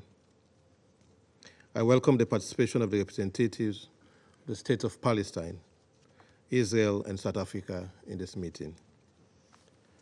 After weeks of sustained escalation amidst continued violence in the Gaza Strip and the wider region, it is tragic to hear another report of a direct attack on the Al-Tabin school located in central Gaza, a place where hundreds of displaced Palestinian civilians found shelter. We know that in the press release, the Israeli Defense Forces stated that following intelligence, the Israeli Air Force precisely struck a Hamas command and control center embedded in the Al-Tabin school, located adjacent to a mosque, which serves as a shelter for the residents in Gaza City. Saloon deeply regrets that over 80 civilians were killed, including a family of 10 persons, and that many more were injured. We deplore this tragic and unacceptable loss of civilian lives and the actions that led to such devastating consequences.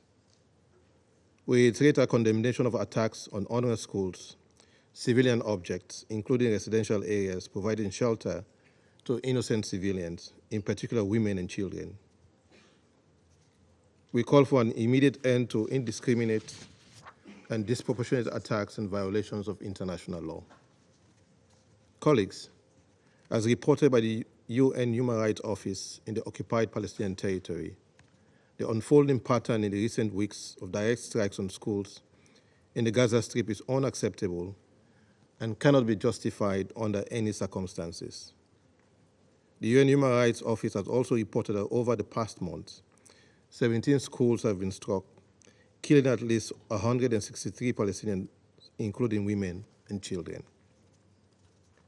In the span of 10 months, each day has brought new challenges, struggles, and hardship for the affected civilians who have witnessed and endured prolonged suffering.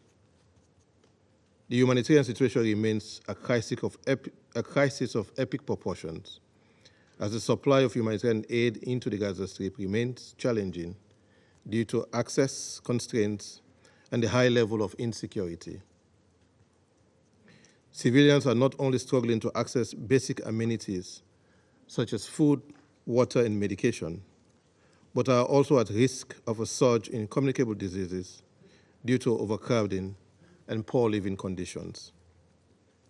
Recently, the World Health Organization has confirmed the high risk of poliovirus spreading within Gaza Strip due to the unsanitary condition and the confined space. As stated by a WHO expert, an outbreak of poliovirus in the Gaza Strip may spill over internationally at a very high point.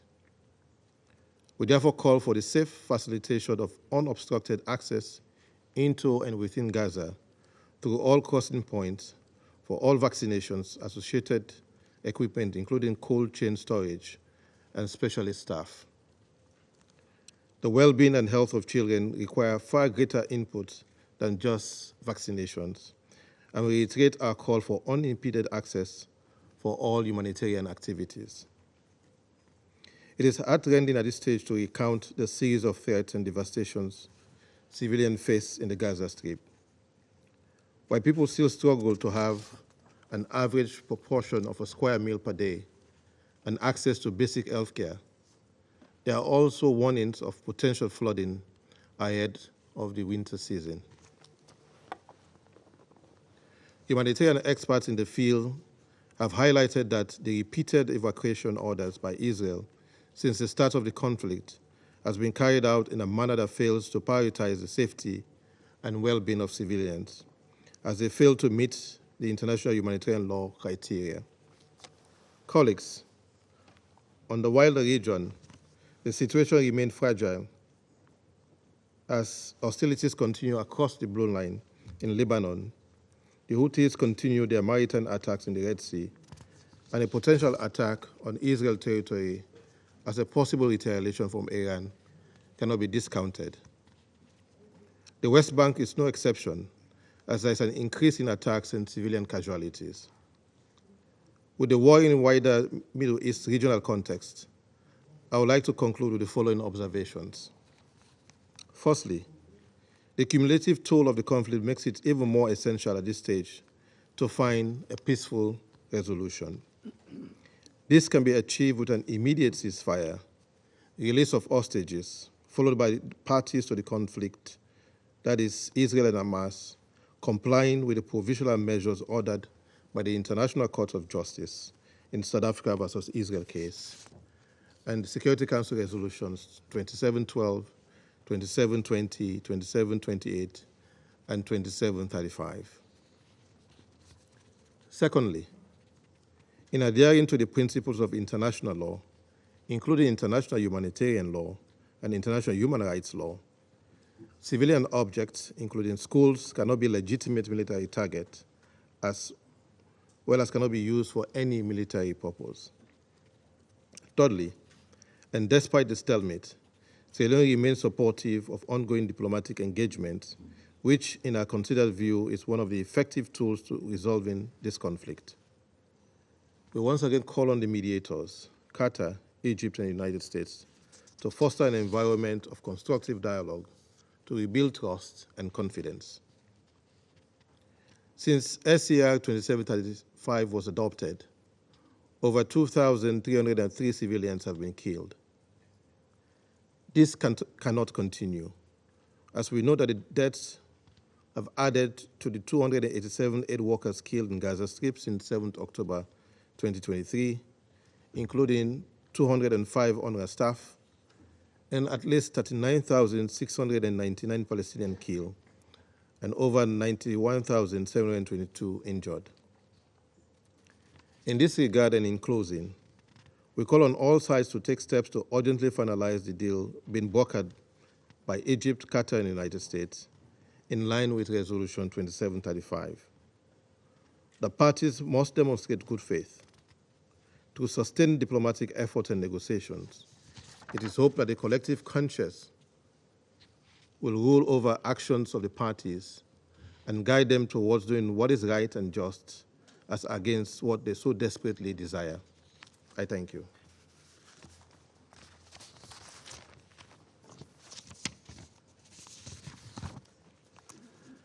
I resume my functions as President of the Council. I give the floor to the representative of the observer state of Palestine. Mr. President, as we gather here for the 10th month in a row to advance a ceasefire to save human lives, Israel continues taking human lives and every action possible to spread a wildfire across the Middle East.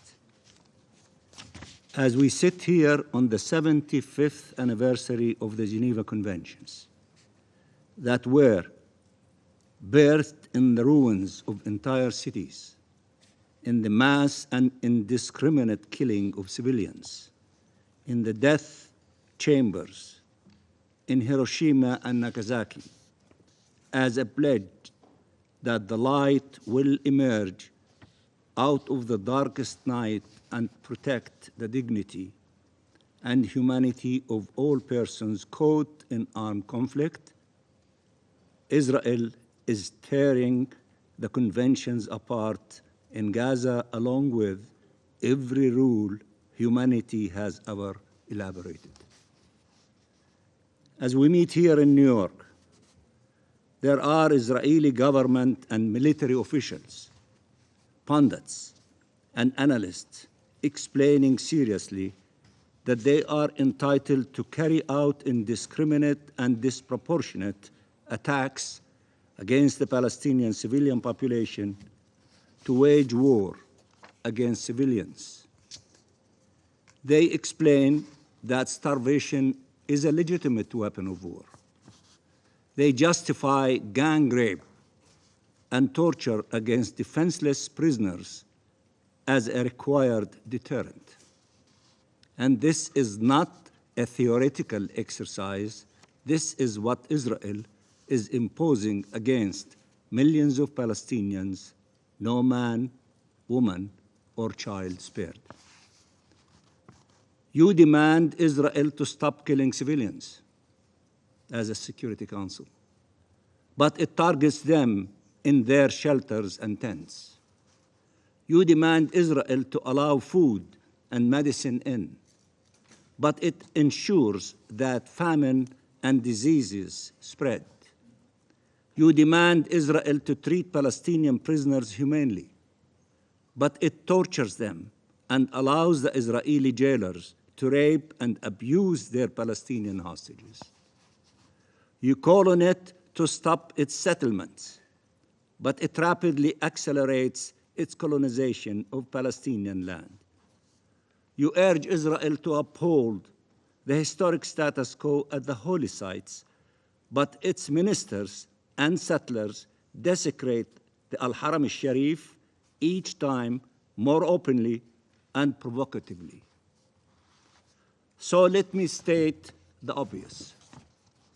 Israel does not care about your condemnations. Let me repeat. Israel does not care about your condemnations. It dismisses your resolutions. It does not even listen to your debates. Their representative will be playing with his iPhone while you are talking.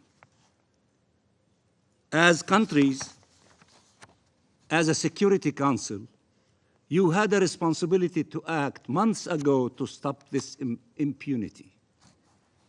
As the genocide continues, you have a responsibility to react, to save human lives, and preserve the foundations for peace and security for all, not just for some. Israel is a rogue state with a rotten government due to the unbridled impunity it has enjoyed so far. I have no doubt that the tides will turn, and we will not be deterred in making sure no one can act as if Palestinians' lives are worthless. But Palestinians in Gaza cannot wait for the tide to turn. Their agony must stop now, must stop right now. They wonder if you see them. Do you ever think, what if you were born in Gaza? What if the prisoner raped was your son?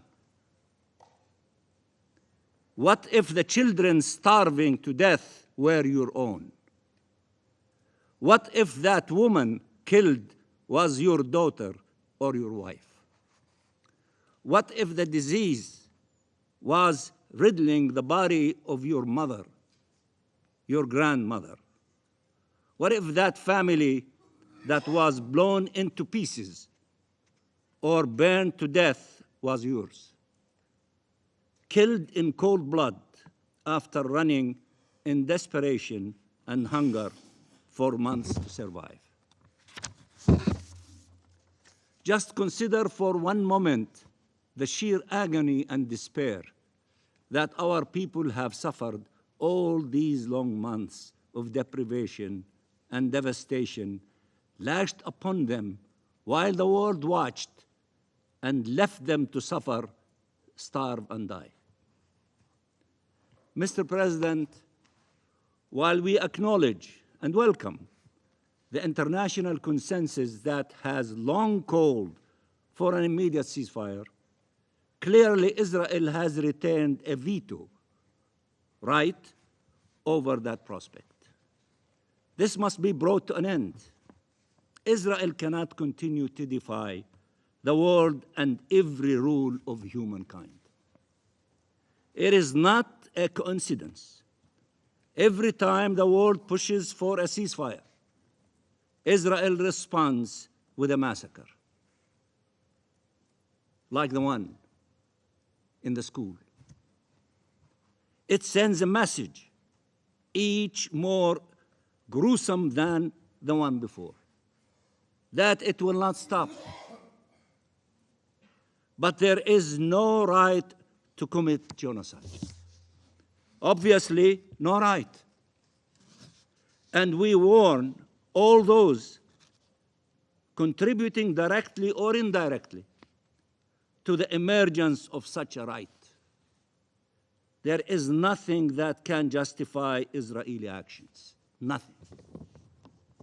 And don't anyone dare say this is about the hostages. It's not about the hostages. It became apparent long ago that this Israeli government could care less about them. The hostages know it. Their families know it. You know it in the Security Council. Israel is killing them, abandoning them, playing with their lives. Netanyahu has other priorities, self-serving ones, maniacal ones. He's a maniac. Something terrible is happening in Israel. Something that has made justifying genocide, famine, and gang rape mainstream ideology. Something horrific is happening.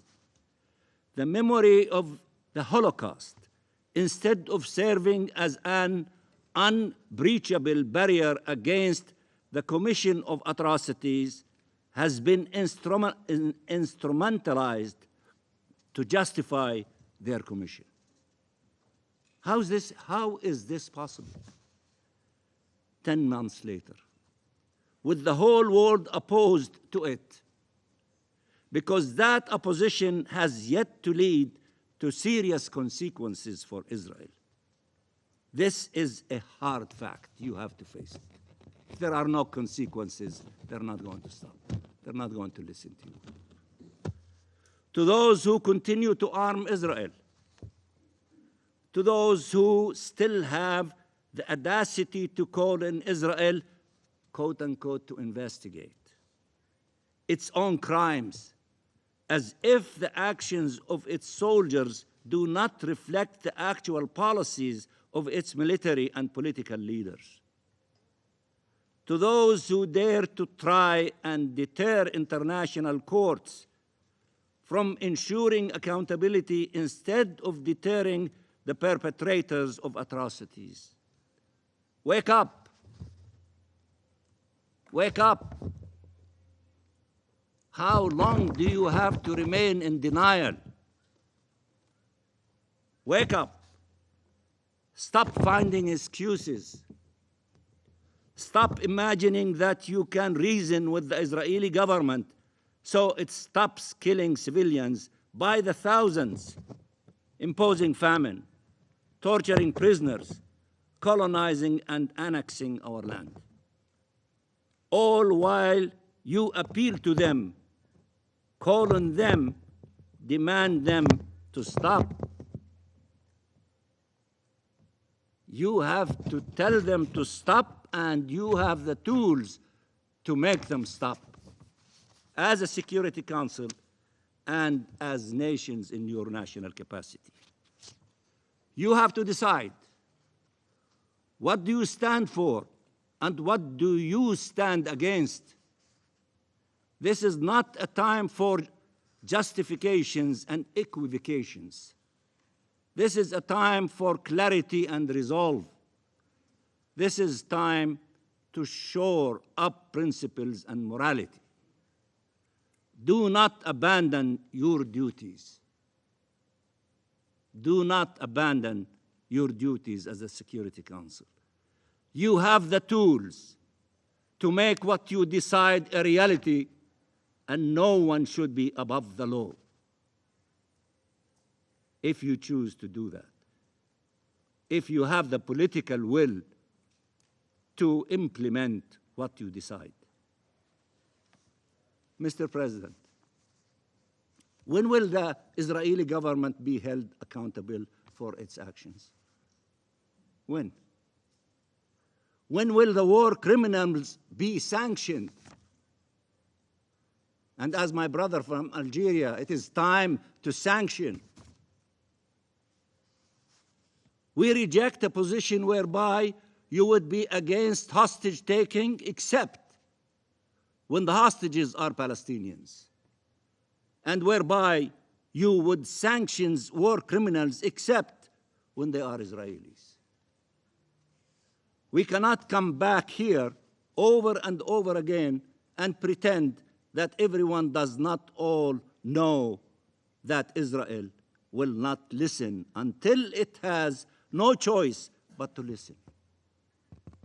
You have to make them have no choice but to listen to you until there are consequences for its crimes. You cannot commit a crime and get away with it. There has to be consequences for those committing crimes, for those who want to defend the four Geneva Conventions and all the conventions' elements. When in Article 1 it says that you have to ensure in all times the compliance with the provisions of the conventions. And you see them getting away with murder, and you keep repeating the same thing. When are you going to enforce your decisions and international law? You need to impose sanctions on those criminals. You do that, they will stop continuing to commit these crimes and atrocities and genocide against the Palestinian people. We reject a position whereby you would be against hostage-taking, as I said, except when the hostages are Palestinians, and whereby you would sanction war criminals except when they are Israelis. We cannot come back here over and over again and pretend that everyone does not know that Israel will not listen until it has no choice but to listen until there are consequences for its crimes. Palestinians are exhausted, surrounded by death and endless horrors, and they know your words are so that they know that your words are no match for the bombs and bullets taking away their lives and limbs. But words are not all this council has. Words are not the only tool your countries have. Some have gone beyond words. They are too rare. This is a time to act, as a number of you have stated. And you will be judged not only for the eloquence of your speeches, but also, and more importantly, for the courage of your actions. Show some courage. Show some bravery. Take actions. Stop the criminals in getting away with murder. Mr. President, we don't want Israel to torture our prisoners a bit less. As some say that, torture them a bit less. We want to see them free. We don't want Israel to make its occupation a bit less brutal. We want to see it end. Our people deserve freedom. The International Court of Justice has been unequivocal in its determination that, and I quote, the sustained abuse by Israel of its positions as an occupying power through annexation and an assertion of permanent control over the occupied Palestinian territory and continued frustration of the right of the Palestinian people to self-determination violates fundamental principles of international law and renders Israelis' presence in the occupied Palestinian territory unlawful. Their presence in the occupied Palestinian territory is unlawful. Therefore, the court said it has to end as quickly as possible. This illegal occupation and all the illegal, inhumane, racist, and destructive policies that flow from it must end. The Palestinian people will not disappear, and they will not surrender. They will not relinquish their legitimate aspiration to live in freedom and dignity in their ancestral land. I urge the Security Council to act.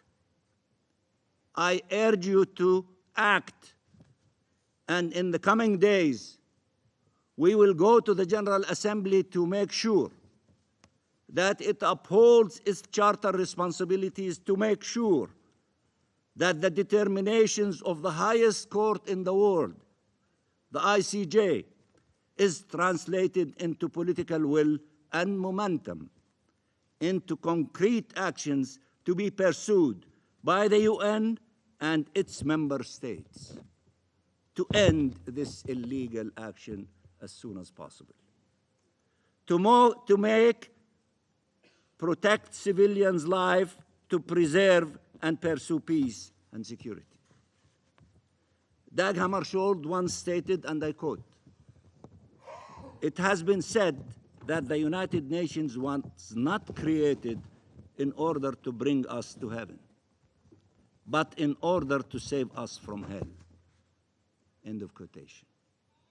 History will remember that the Palestinians were left to endure hell.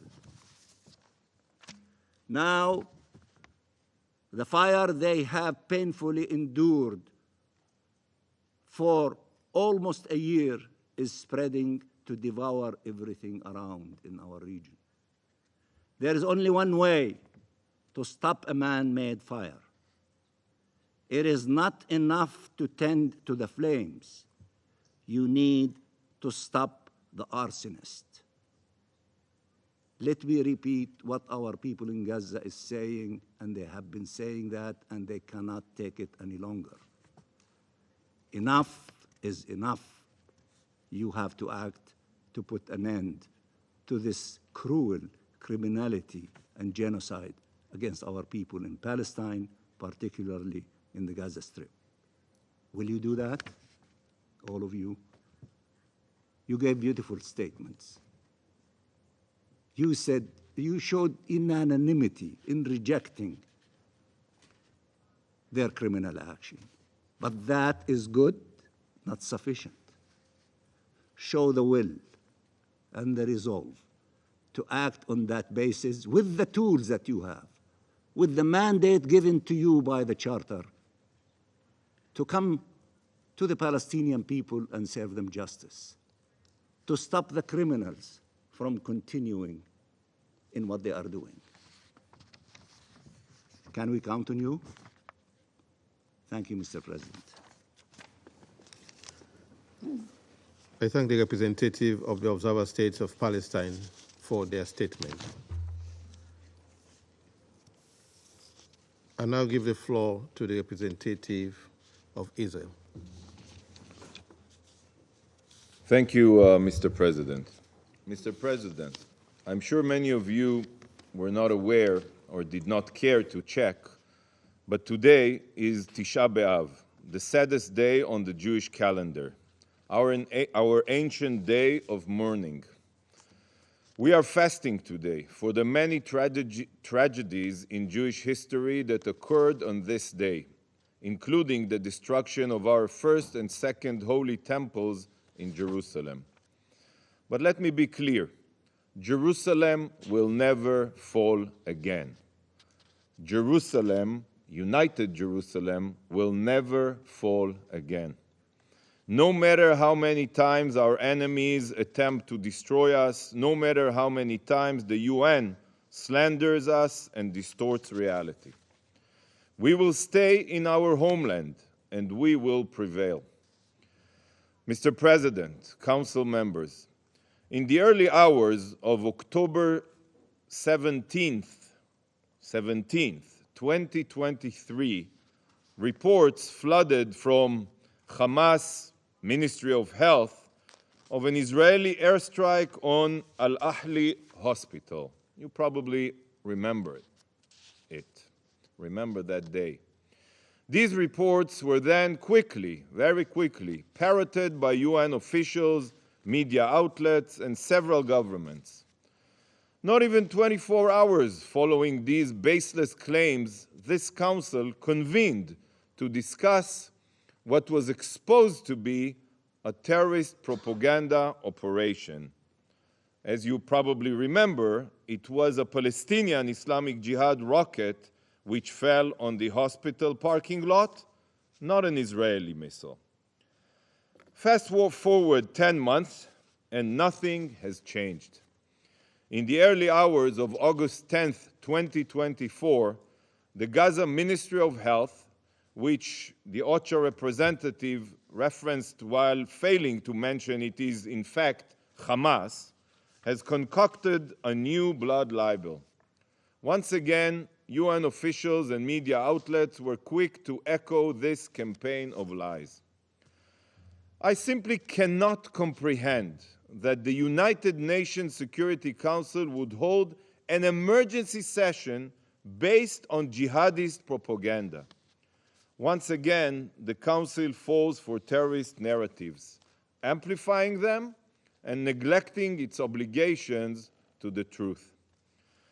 Some in this chamber distort reality because of political interest, and we all understand the political interest.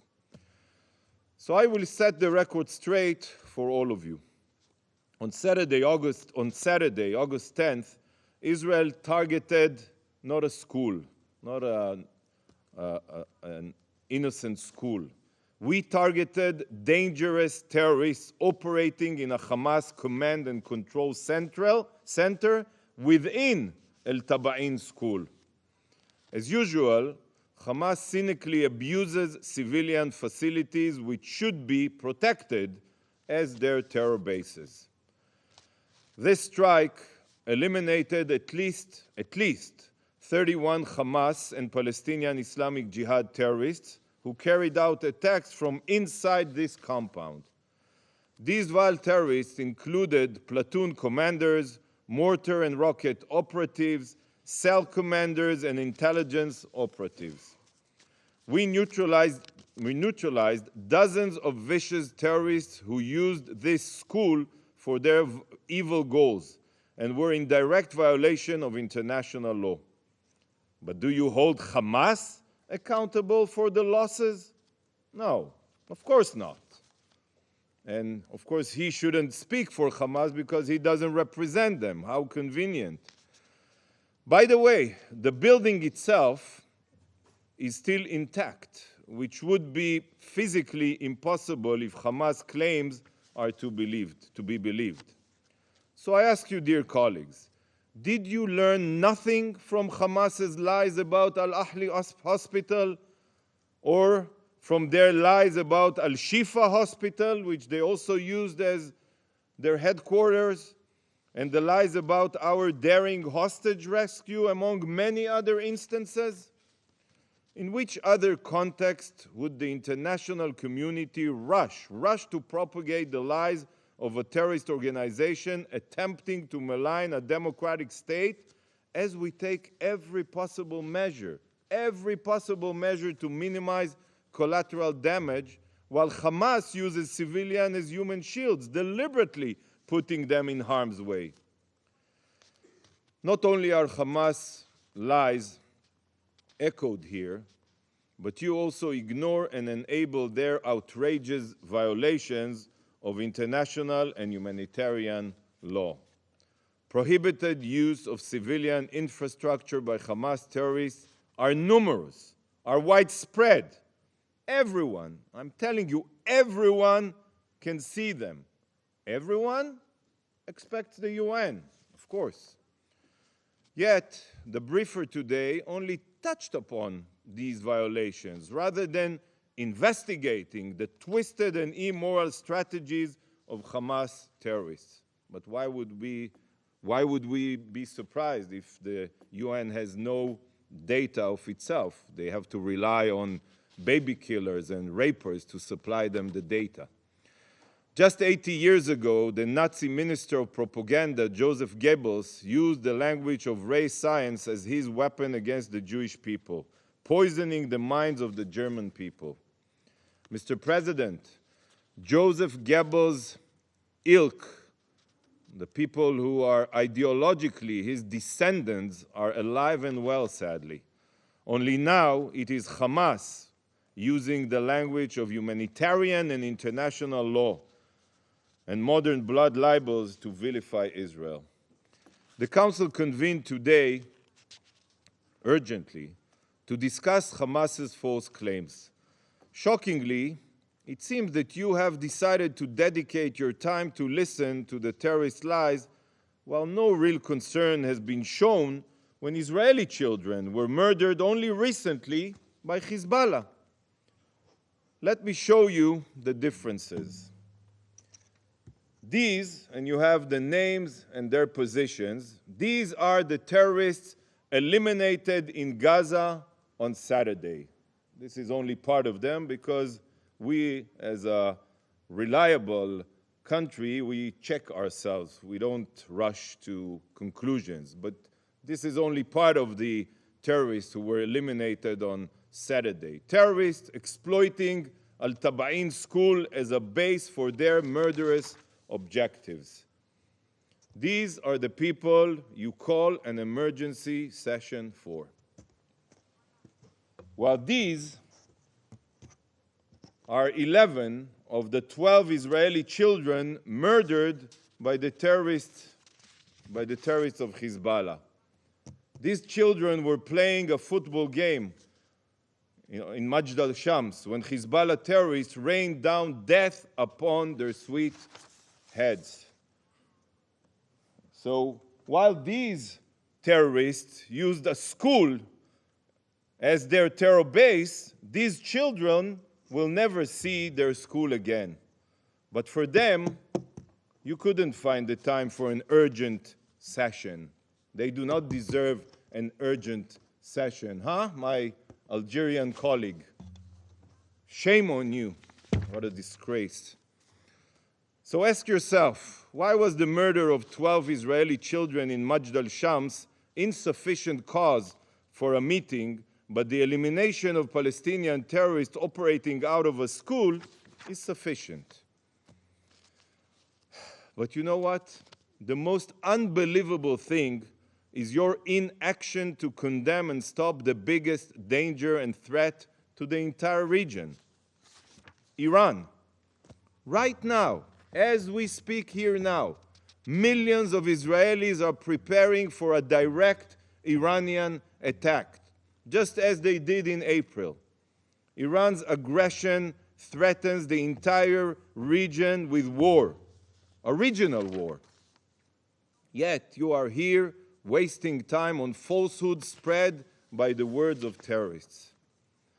This fact that we are holding an emergency session because Hamas uses civilians as human shields rather than discussing the real global threat perfectly represents the distorted agenda within the UN, a significant detachment between the UN's supposed agenda and the global reality.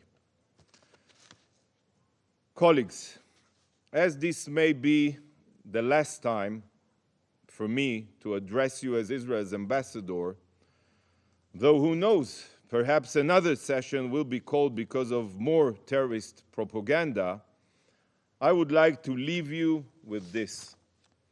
I have been immensely, immensely proud to represent my country here, the most moral country in the world, the most moral country in the world. You listen, Palestinian representative, in this warped place.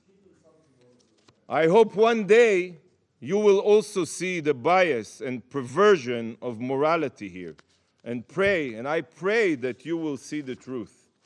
The terrorist organization that this guy represents here and tyrannical regimes should be condemned, not protected, and that Israel should be praised.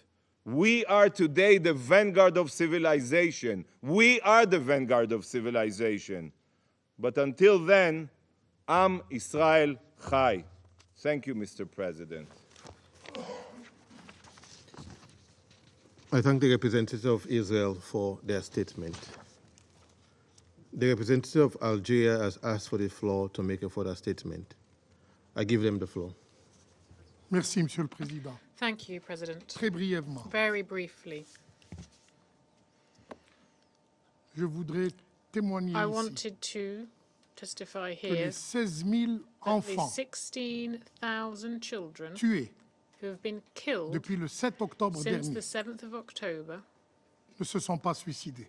didn't kill themselves. Je voudrais témoigner ici I would like to que testify les here plus de 10 000 that the femmes more than 10,000 women massacrées massacred ne se sont pas suicidées. didn't massacre themselves. Thank you very much. I thank the representative of Algeria for their further statement. I now give the floor to the representative of South Africa. Mr. President, thank you for giving us the opportunity to participate in this urgent meeting, which is most likely not going to be the last on the same matter, whilst civilians continue to be massacred by the implacable government of Israel. Unfortunately, some in this room continue to support and defend Israel as it commits the most despicable crimes against humanity the world has ever seen in recent times with impunity. It is indeed an indictment on the UN Security Council that a resolution has to date not been found on this intractable conflict that has served on the agenda of this organization since time immemorial.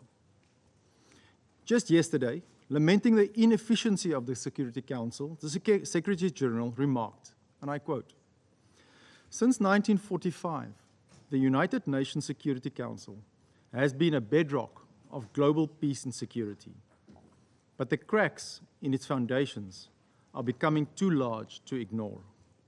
They are contributing to deadlock, stalemate, and stagnation around today's most pressing crises."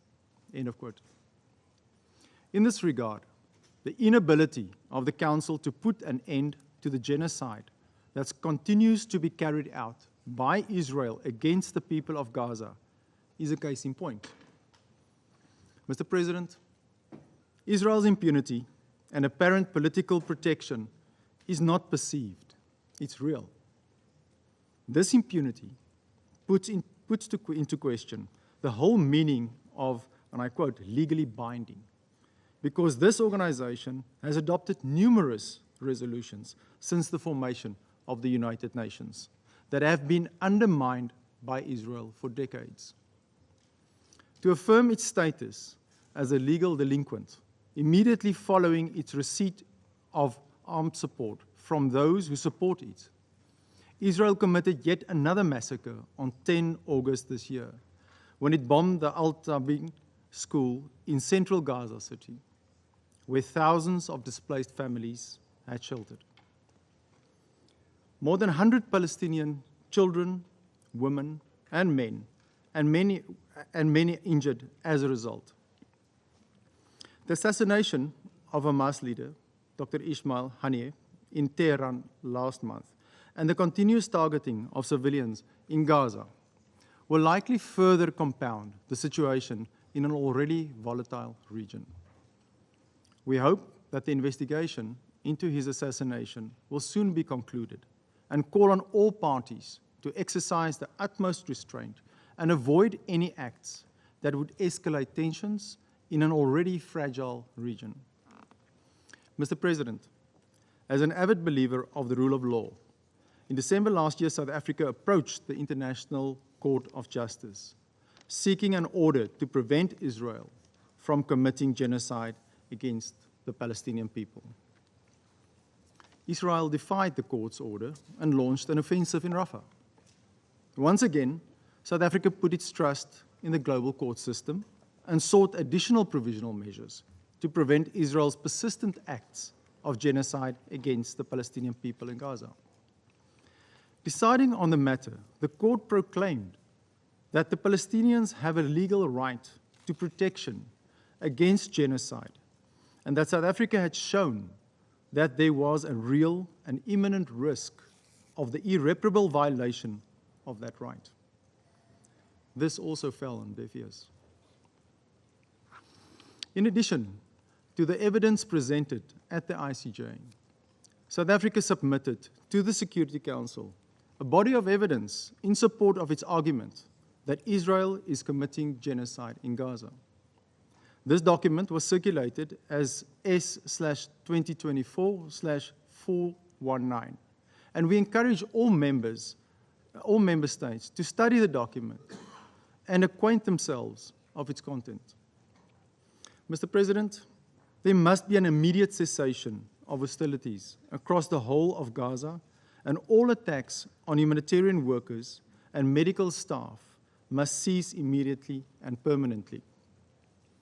The continued occupation of Palestine, destruction of infrastructure, obliteration of livelihoods, displacement, collective punishment, and extrajudicial assassinations will undoubtedly make the realization of a peaceful solution to the Palestinian question and the situation in the Middle East in general much more difficult to achieve. We reiterate that the international community cannot proclaim the importance of international law, including the respect for the UN Charter in some situations, but not in others. The ability of Israel to simply ignore binding decisions from international organizations with no consequences is unacceptable. The Council must immediately ensure respect for its resolutions in line with its mandate if it's to successfully mend, and I quote, the cracks in its foundation, end quotes, and avert a situation where these cracks become too large to ignore. I thank you, Mr. President. I thank the representatives of South Africa for their statement.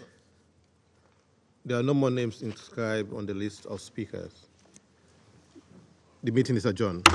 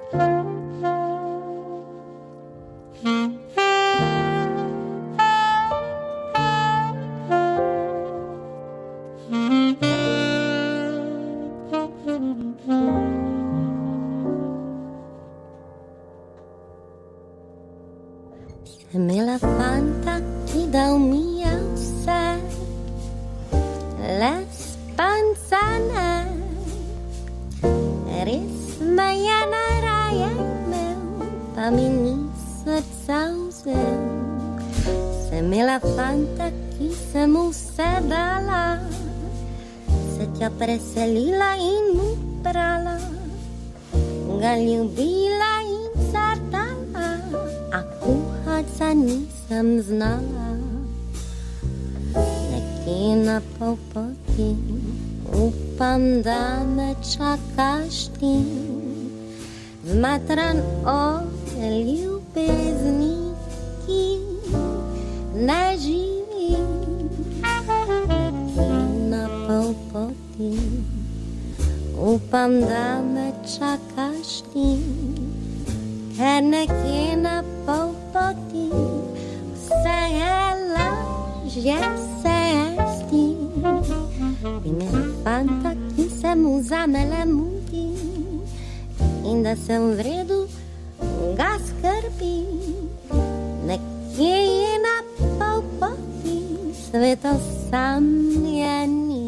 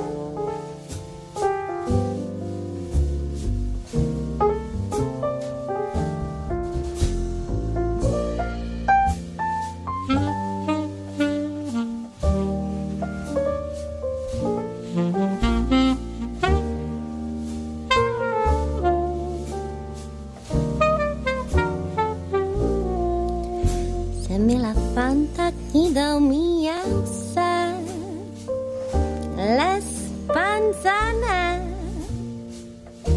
Res me je najraje imel, pa mi ni srca vzel. Sem imela fanta, ki sem mu vse dala, se tja preselila in mu brala, ga ljubila in zardala, a kuhať za nisem znala. In na pol poti upam, da me čakaš ti, zmatran od ljubezni, ki ne živi. Nekje na pol poti upam, da me čakaš ti, zmatran od ljubezni, ki ne živi. Bi imela fanta, ki se mu zamele mudi in da sem v redu, ga skrbi. Nekje na pol poti sveta sam je ni.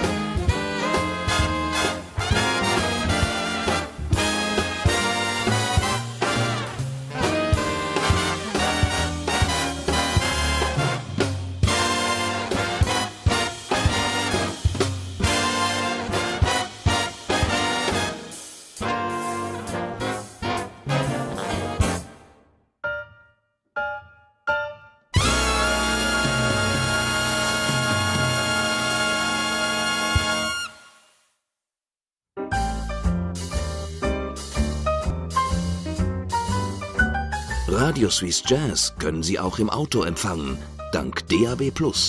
Fragen Sie Ihren Garagisten.